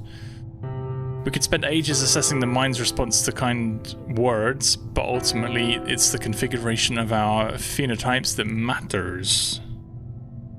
One cannot possibly identify a subcortical disorder by means of a conversation. The direct stimulus of cells will always secure the path to success when dealing with an obvious alteration to the brain. Yet, Ebersbaker insists on her holistic approach, which inevitably devolves into a waste of time. Our society is crumbling, swift action is necessary, and in the case of this establishment, we are also spending valuable resources which are dwindling. Dwindling every day on her theories. Since I was hired at Hanwell Mental Institute, I've got the good fortune to work with various unique patients. investing a great deal of time in learning about their issues. Many of these are behavioral complications deeply rooted in their minds without a clear solution. Miserable subjects exhibiting a debased attitude couldn't possibly fit in the world of civilized men. I find value in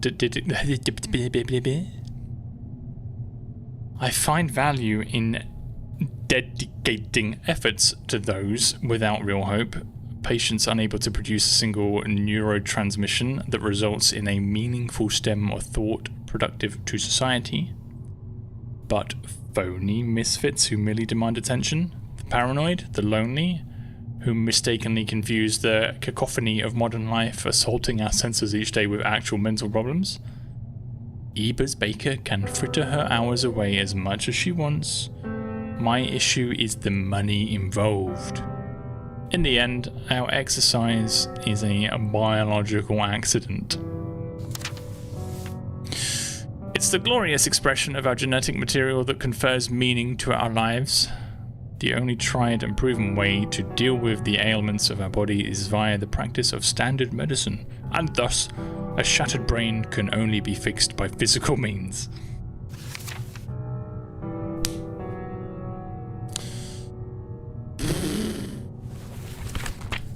Okay. The office has been explored. Yes. Hurrah! Alright, let's go see what fucked up shit he's got on this, film.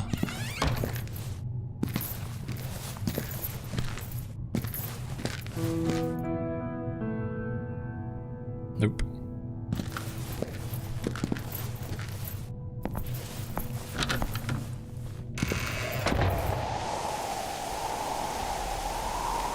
Oh. Oh, I thought I couldn't move forward. The fuck?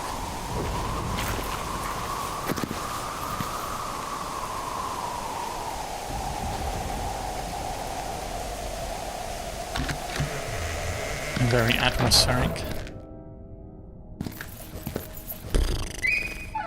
Okay. It was this way, right?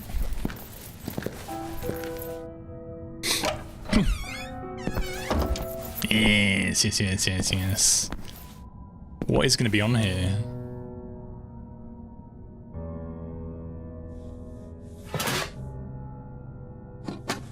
No. What? Ah, yes. Silly me.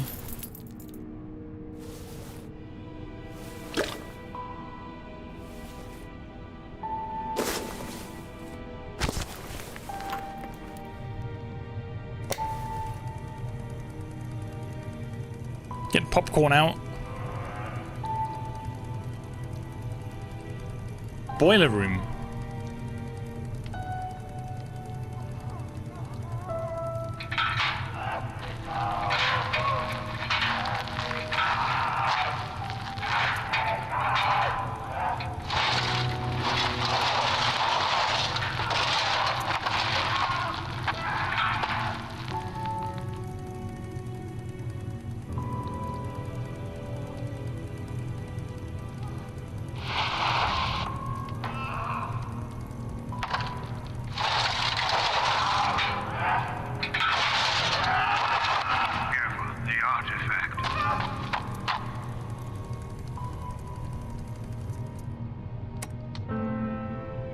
What?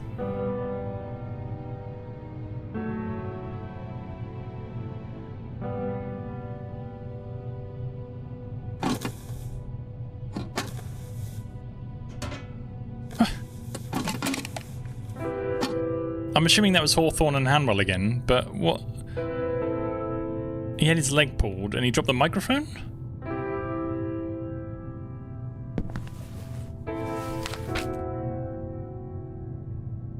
Retrieve item in basement.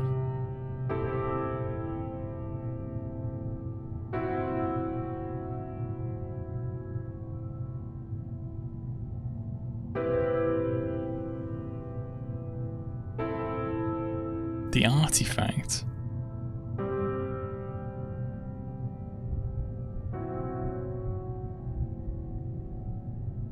Oh! We need to go back up to Hanwell's office. We've got the key for it, right? There might be some more shit in there. Excuse me. We go Hanwell, and then we go to the basement. Because when we went to that room before with the boiler, we saw the grate with the padlock, but we couldn't get in it. No key and no crowbar, no tool, no nothing. But maybe, just maybe,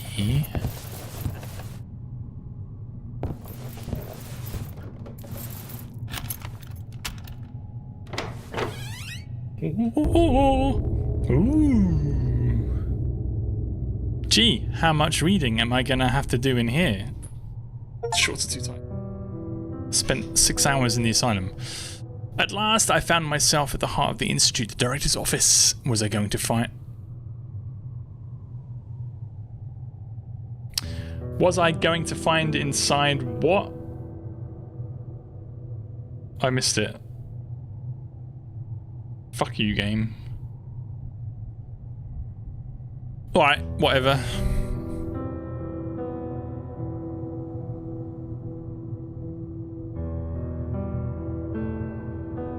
I don't know where to start. Should we just go straight to the desk? Oh no. Were you going to find the answers I was looking for? Thank you. I got distracted by the achievement, and then by the time I started reading the text, it was gone.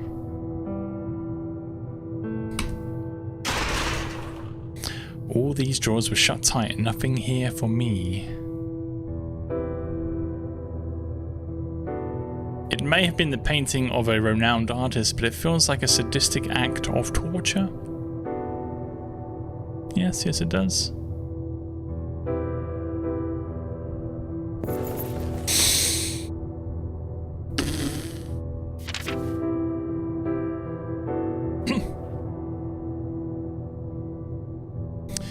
We prepared to delve deeper into the tunnel. Ellis had a few words with the security staff, playing the bad cop as usual and warning them about patients often going missing. While I returned them to their cells afterwards.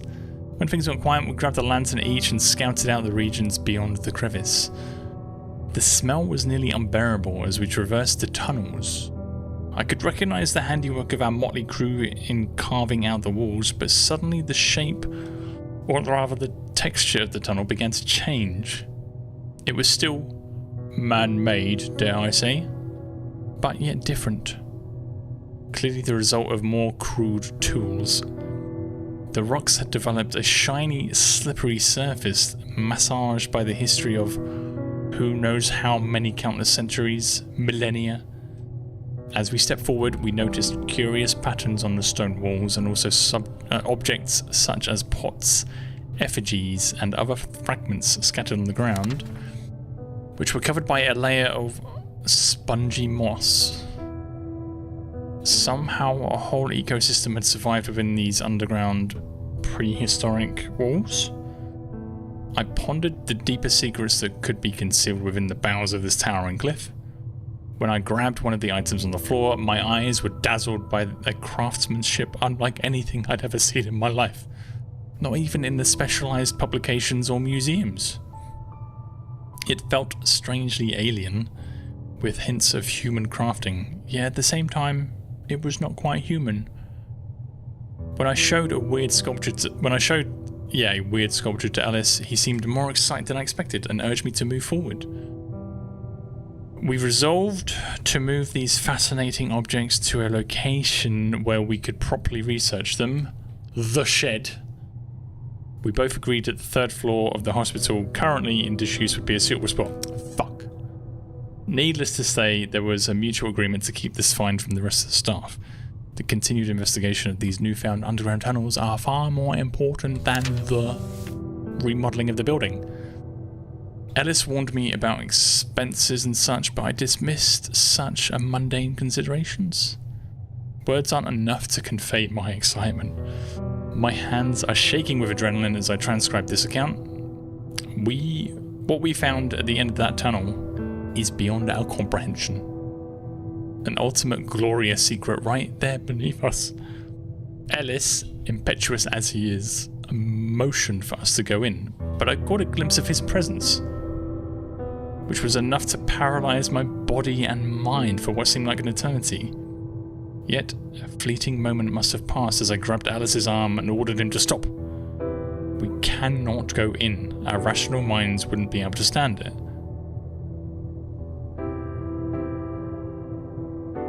The same patients from Group E as before are the key to making progress. It's nothing short of a miracle that our financial woes prompted us to resort to using our own patients to conduct the work rather than a professional construction crew. The patients have no idea what we found. Even if they spoke out, who would believe them? Tunnels, weird smells, strange artifacts? An idea is forming in my head. I'm sure Ellis will agree. It turns out their fears are more useful than we thought. They've helped us closer to the entity. I have no other words to describe him now. No rational mind can withstand his sight. After all, what do we know about reality? It's all merely electric impulses traversing our neurons. But if an alien being operates beyond the limits of our comprehension, those impulses would fry our brains. Unless our minds aren't operating correctly to begin with. They are indeed able to visualize something we couldn't possibly process with our sane minds. The fear they experience when they enter the chamber is evidently unbearable, according to their own testimonies, even worse than long-standing fears from their own past. Yet something sticks in their damaged brains. We are unable to recover that information unless we somehow reproduce the same emotional conditions as those patients had upon entering the chamber. So far, we've been able to recover one piece of knowledge from each one by stimulating them to experience their past fears using various methods. If we put everything together, then maybe an unexpected turn of events. All patients presented to the entity have developed an anomaly. Something physical has changed in them. As far as we can tell, they're all developing brain tumors. Why this is happening, we can only guess, but the evidence is unquestionable. Is it that even their damaged minds can't withstand the glorious sight of the being underneath? Or is there a deeper meaning behind this alteration in their physiognomies? What? Oh shit, we have no choice but to something... Fuck. We have no choice but to what? The tumors? Yet we can't do it alone. The extracted tissues must be subject to standard procedures and thus thoroughly analysed by pathologists. For obvious reasons, the source and nature of the masses can't be disclosed. We can't just drop them on the tables either, as questions would be asked. It's a blessing that it is that the rabbi is working properly and leaves no scar, but we can't push our luck. Eber's baker is growing suspicious. We toyed around with the idea of firing her, but that might draw attention that we can't afford right now. Ellis had the brilliant idea of stimulating tumor growth in the same rodents already assigned to oncology. It's another fortunate coincidence that they're genetically similar enough to humans. Soon they will be studied and we'll get the information we desperately need. Alice will take note of the identification tag and watch the scene closely.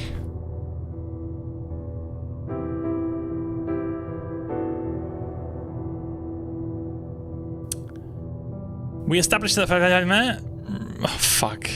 I need to read that. I can't. Fuck off.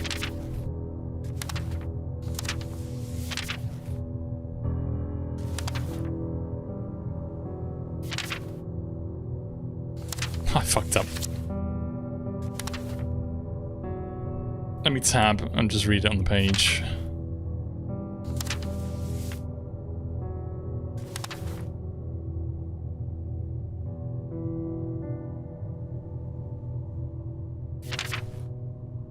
We have no choice but to further investigate these tumors, yet we can't do it alone. I know you've read this one. We established that for a tumor to manifest, one must remain in his presence for a certain period of time. Still, I asked Ellis to subject me to a brain biopsy after my fleeting glimpse of those unfathomable shapes during our first time in that tunnel, just to be sure I'm safe. Something isn't right. The patients, they're acting differently. It's difficult to pinpoint in what manner. They simply won't feel the same. Last night, H was found lost in the basement, and we didn't take him there. Also, L is known to experience absence seizures, but today I observed him in the yard and he spent many hours just staring at the ground below him. They act as if... No, that can't be. Why would they? We must do something, and soon. Ebers Baker is bound to notice.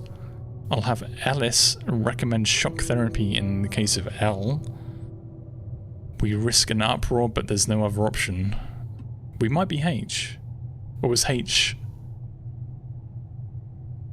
the dead dude in the morgue?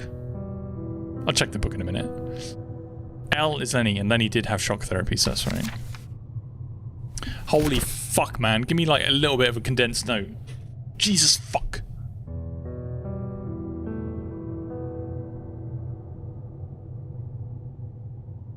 I didn't read the text. There was text at the bottom of the screen, but I was too busy pulling my note out and looking at that.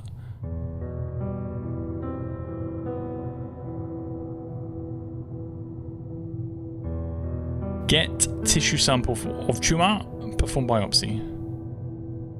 Yeah, H must be the first name.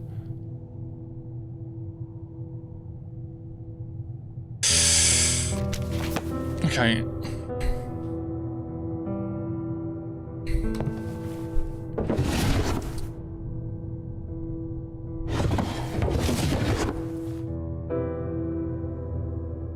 They look like ordinary annotations.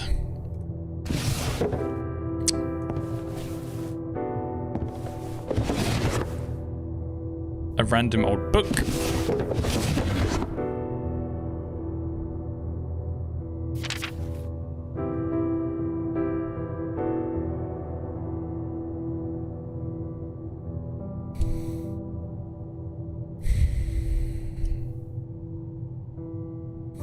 My esteemed colleague, I received news of your current line of research. What a remarkable find. To think you choose to erect the building in that particular spot. Without a doubt, the Moira have guided your way? See if you can locate in your local library a copy of the Scholix Vellum, an ancient manuscript by an anonymous author which presents an alternate configuration of constellations, one deemed too profane by the would-be astronomers of his age. It's a fascinating read that you'll find of exceptional interest, and I believe it will also assist you in making sense out of your fortuitous discovery. Yours respectfully, whatever his first name is, Miller. AM is Miller. Bros, I must hastily write this letter to you as an unexpected turn of events may have hampered the long-awaited resolution of our work. Book you recommended did indeed provide the means to understanding those primordial arrangements. Ambrose, we unlocked it. What an extraordinary document, so precise. What seems to be inside, I can't elaborate further, and couldn't even if I tried my best, but I'm penning extensive notes for prosperity. We must act quickly. There is a plan in motion, so to speak. It's far from the scholarly treatment this immeasurably overdue encounter deserves, but circumstances are acting against us. We need visual information that few human beings are able to provide. However, as you rightfully said yourself, Providence is on our side. I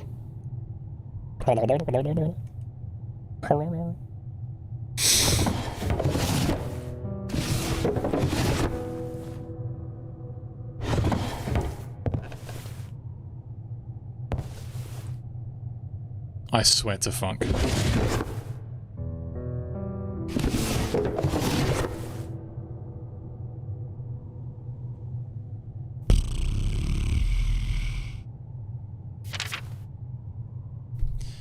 Division of Walter Hanwell. The Hanwell Mental Institute was founded by Dr. Walter Hanwell, whose remarkable knowledge in the field of mental health care shaped the philosophy and forward-thinking nature of the establishment. As a young and promising general surgeon, he became fascinated with how mental illness worked and firmly pursued his goal of understanding the intricacies of insanity. Dr. Hanwell actively encouraged colleagues and contemporaries in their studies of mental pathologies, earning him the reputation of benefactor of the insane. His strong legacy in the subjects of psychology and medicine permeates every room in the institute. Moment.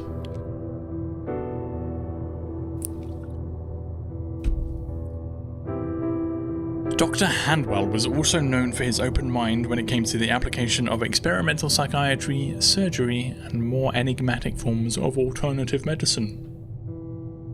One of Hanwell's greatest contributions to the field was the creation of the an ingenious contraption for probing brain tumors, which is discussed later in this article. While his wondrous machine showed promise, it was developed too late for its time. He invented the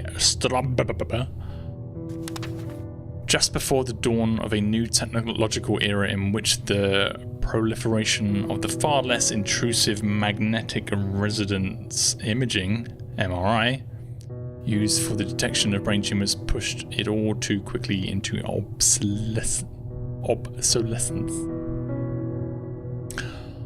Walter Hanwell's approach to mental health care was not without its share of controversy. However, he was known for adopting a mindset strongly focused on achieving fast results, disregarding established ethical standards in the process.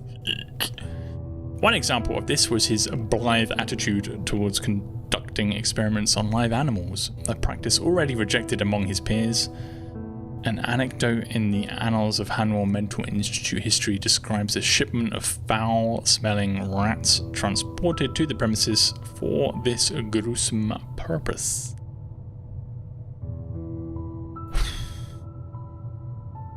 In later years, Dr. Hanwell's interest shifted toward more holistic, perhaps even spiritual methods for uncovering the secrets of the mind.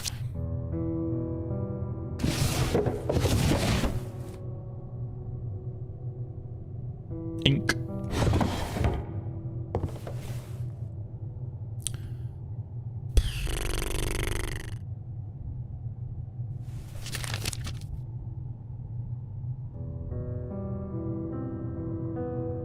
Okay. We go to the rat in the lab, I guess.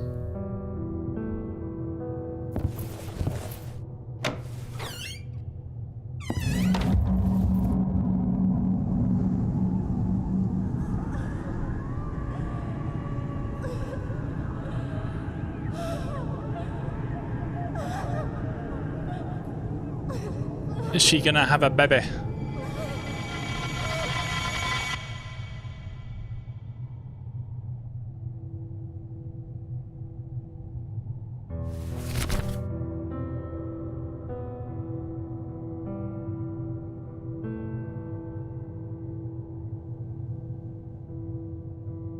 Oh no, we need to go to lab.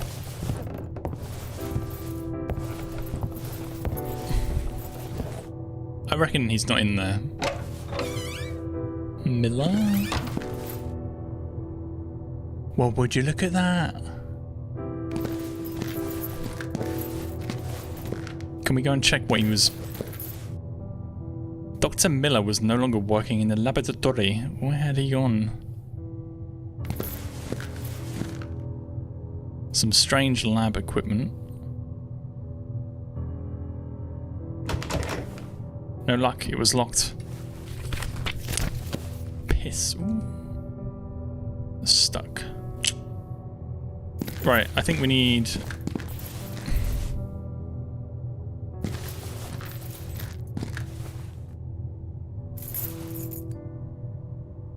No, this item wouldn't help me open the cage. No.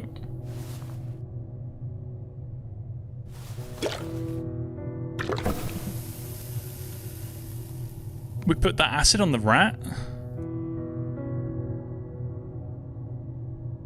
Why did we do that? Uh-oh.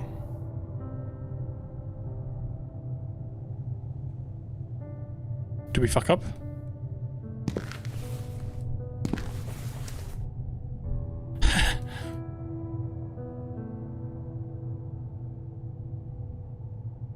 I can't interact with anything. Oh no, hang on. Oh, no, we can't. Now what the fuck do I do?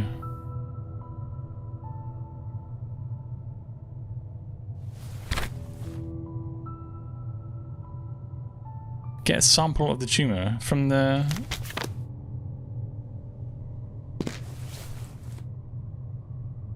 I can't... It let me put the acid on the cage, but I can't...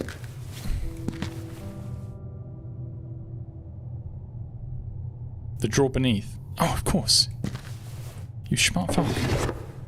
You absolute smart bastard.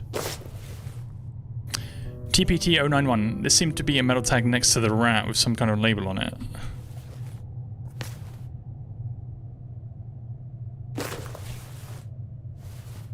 Something about it seemed important.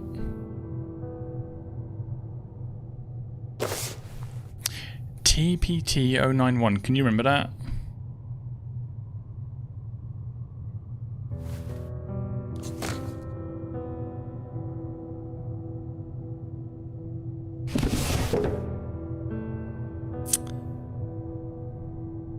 TPT-091.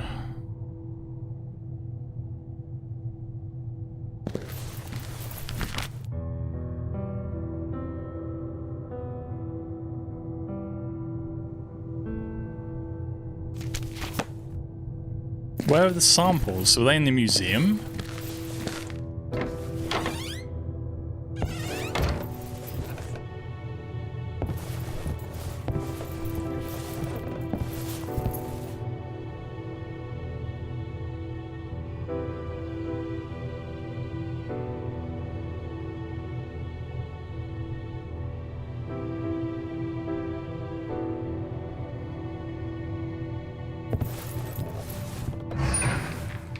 What's the fuck? I'm smart. I'm in the fucking morgue. Twat.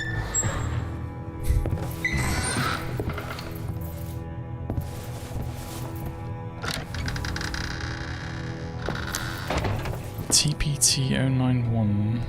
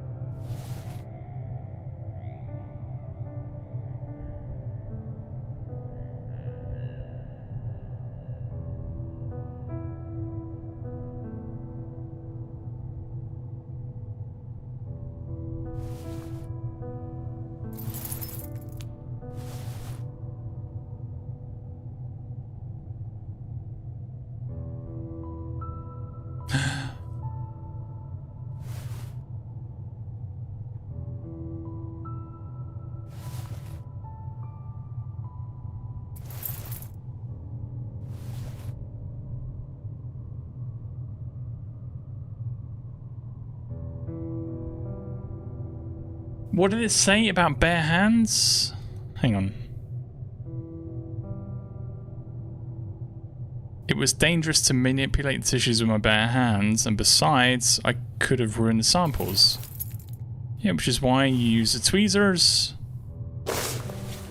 your big bell end. It was best to prepare a slide where a sample could be placed first.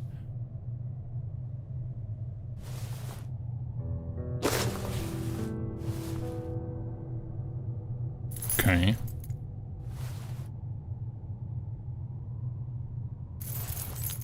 Okay.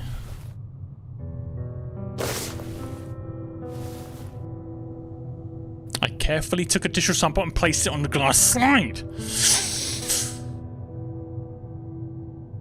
I took back the slide with the tumor sample. Oh. I thought it was this thing that... Okay. Now you've... Since it wasn't needed anywhere else, I left the tweezers in the exhibit. Glass slide with tissue.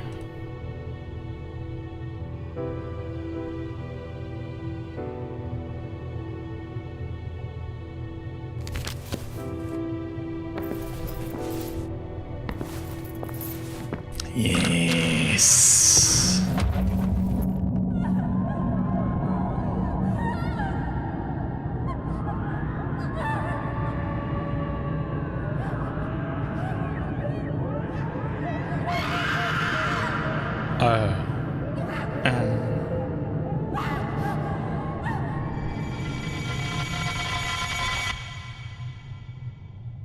This is that patient Rebecca, right, who was preggo. She got raped and she was pregnant and she thought the baby was the spawn of Satan or something. I mean, that would... It would kind of fuck you up, no? Where was...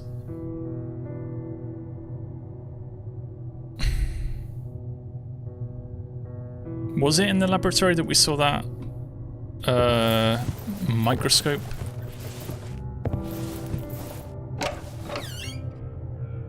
I don't know. I don't think it was. It obviously makes sense that I think it was, but I don't think it was. Where was that?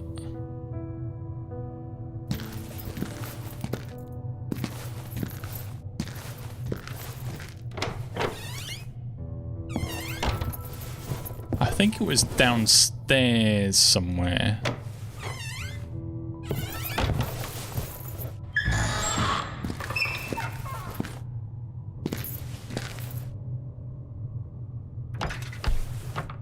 Oh.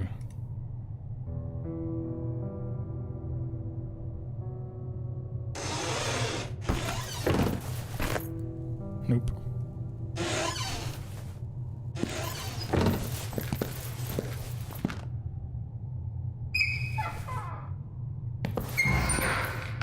Yes.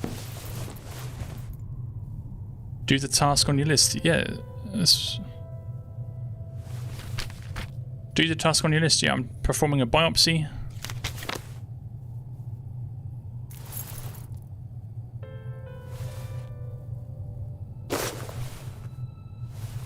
Yeah.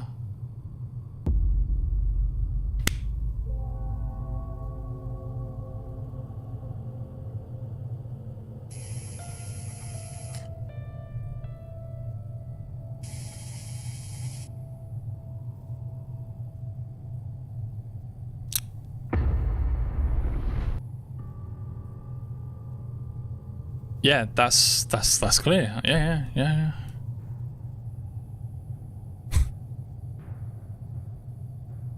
Something was missing, so I took the glass slide again. Fuck.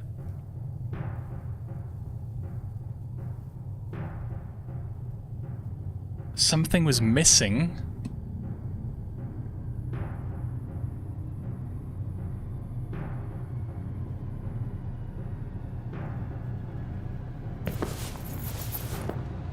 What do you mean, do the biopsy? What are you...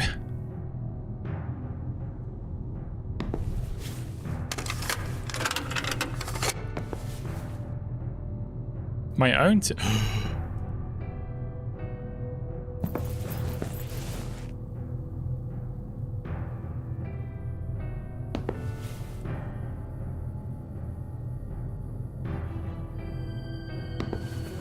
My own...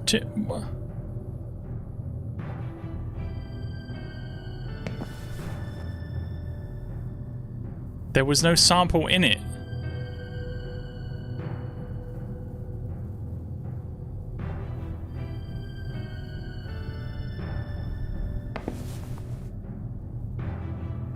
Yeah, but that was Hanwell. That's not us.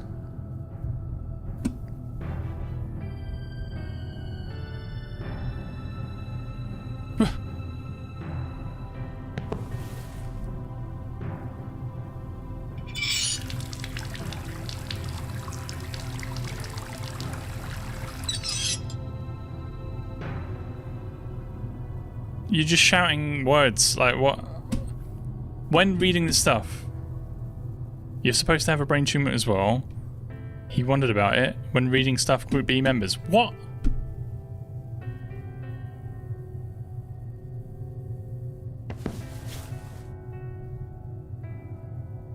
I read about the tumors. Yes, we read about the tumors.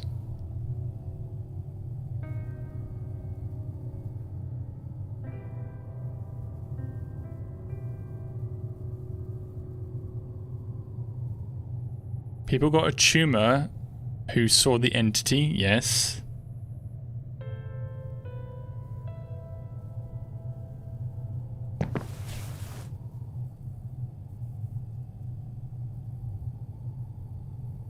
This says there was no sample in it. Okay. Do I have to sit on the fucking... The bed looks stained with blood. Oh, sorry, with both rust and organic material.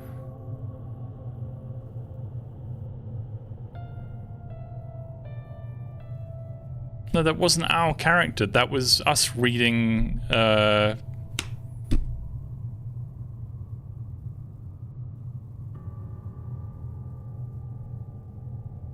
hi.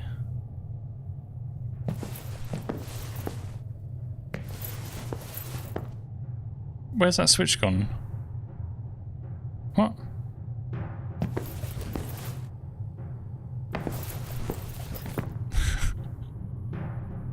What am I supposed to do here?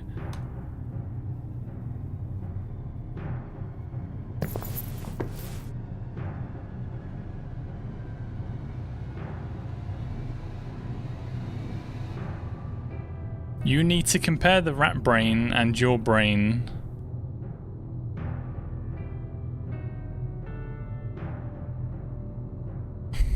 If I look at my tasks...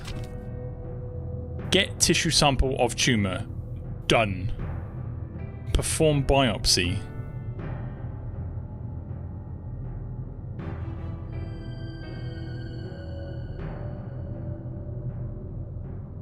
Glass slide with tissue. Is there a control panel?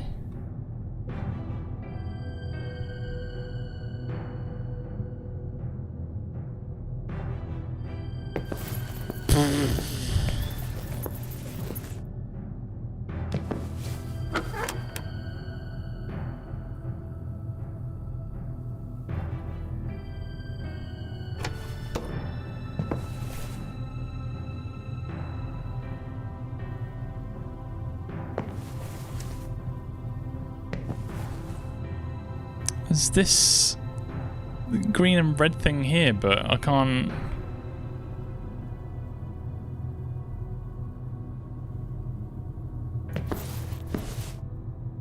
You can't interact with that.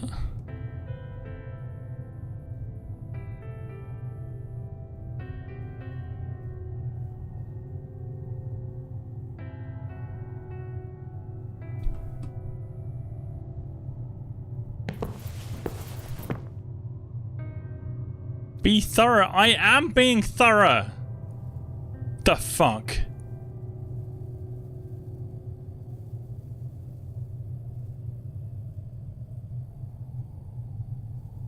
It was now possible to analyze the organic material inside the slide.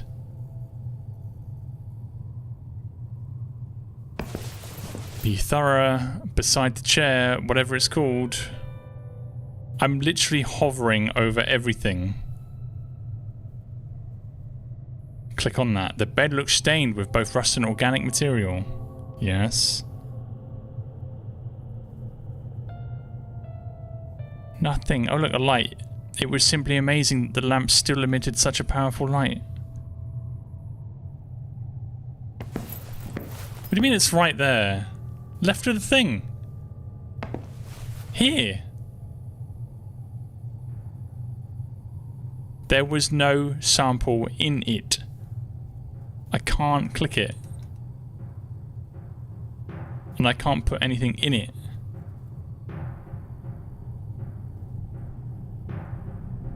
No, no, no. Yeah, here. I can't click it. This. Are you talking about this? This red and green light?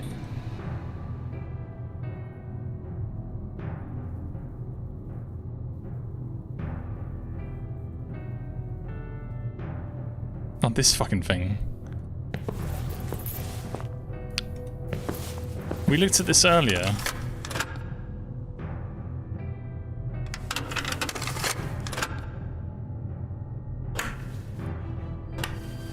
On. Ooh. Yeah, it's on. What does this mean?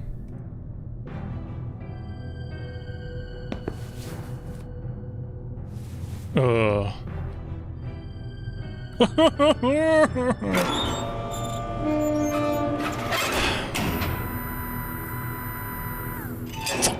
Fuck's sake.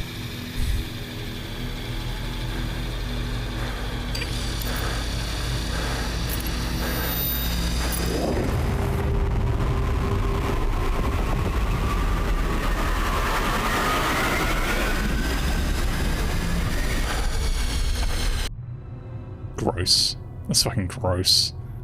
It's late and you're tired. Yeah, it's late. I'm a little bit tired, but some of these things that are on your to-do list, it's like super not clear.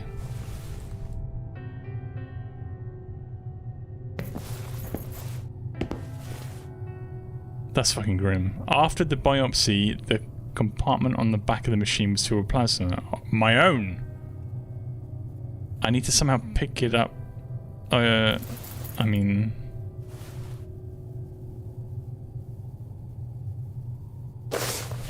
You need to clean the syringe.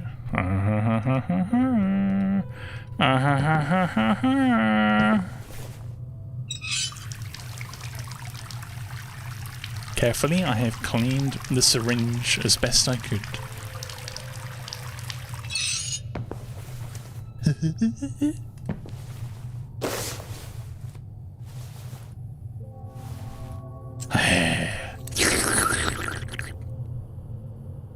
The syringe was now holding a somewhat sticky fluid with a red tinge. I was...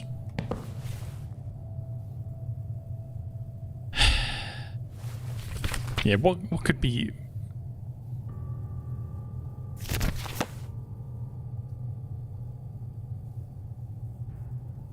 But... How do I put...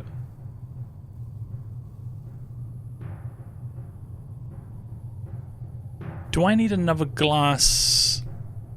slide? How do I...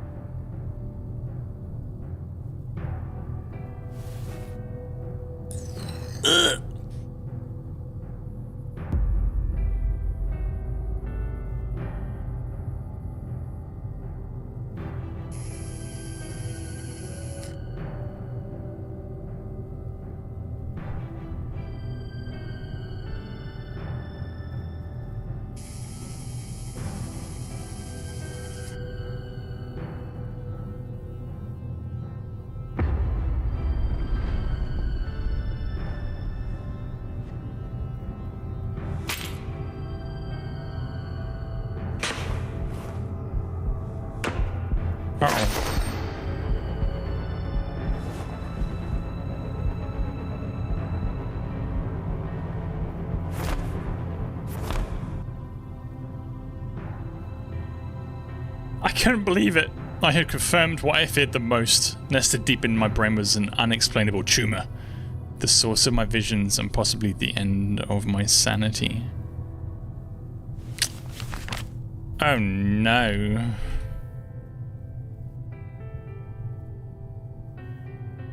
Okay, hang on. Well, that's deeply unfortunate, but we must proceed forth.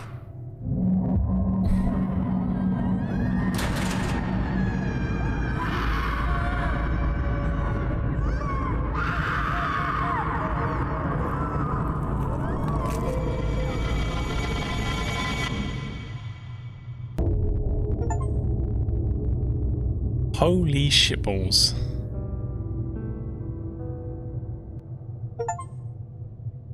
We've spent 7 hours in the asylum. It's 3 AM. What time does this go until? Like 6 AM, was it?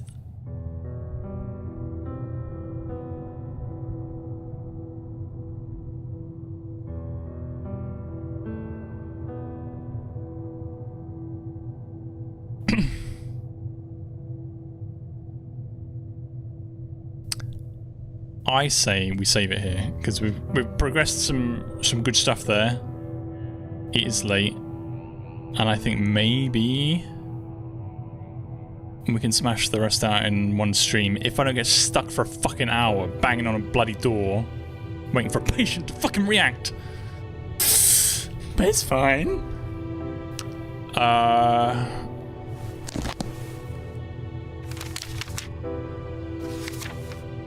Overwrite session, yeah. Alright, yeah, we'll save it there and proceed probably Thursday, maybe even Friday, because yeah, I'm out tomorrow, so thank you for the help, Alpha. Yeah, I hope you've enjoyed it. It is good. There's like little niggles of frustration that it should be more clear via prompting that you have to repeat an action over and over again. I did it twice. And we were in a little bit of a chasing our own tail for a little bit. But yeah, we just performed tumor analysis on our own sample, which is grim. And we have got action items that we can proceed with and succeed in next time. So yeah, I think one more stream and we should be good. But yeah, have a good rest of your day. And we'll see you next time. I'll ping in Discord when we go live. So yeah, keep an eye out there. Au revoir. Ciao for now. Bye bye.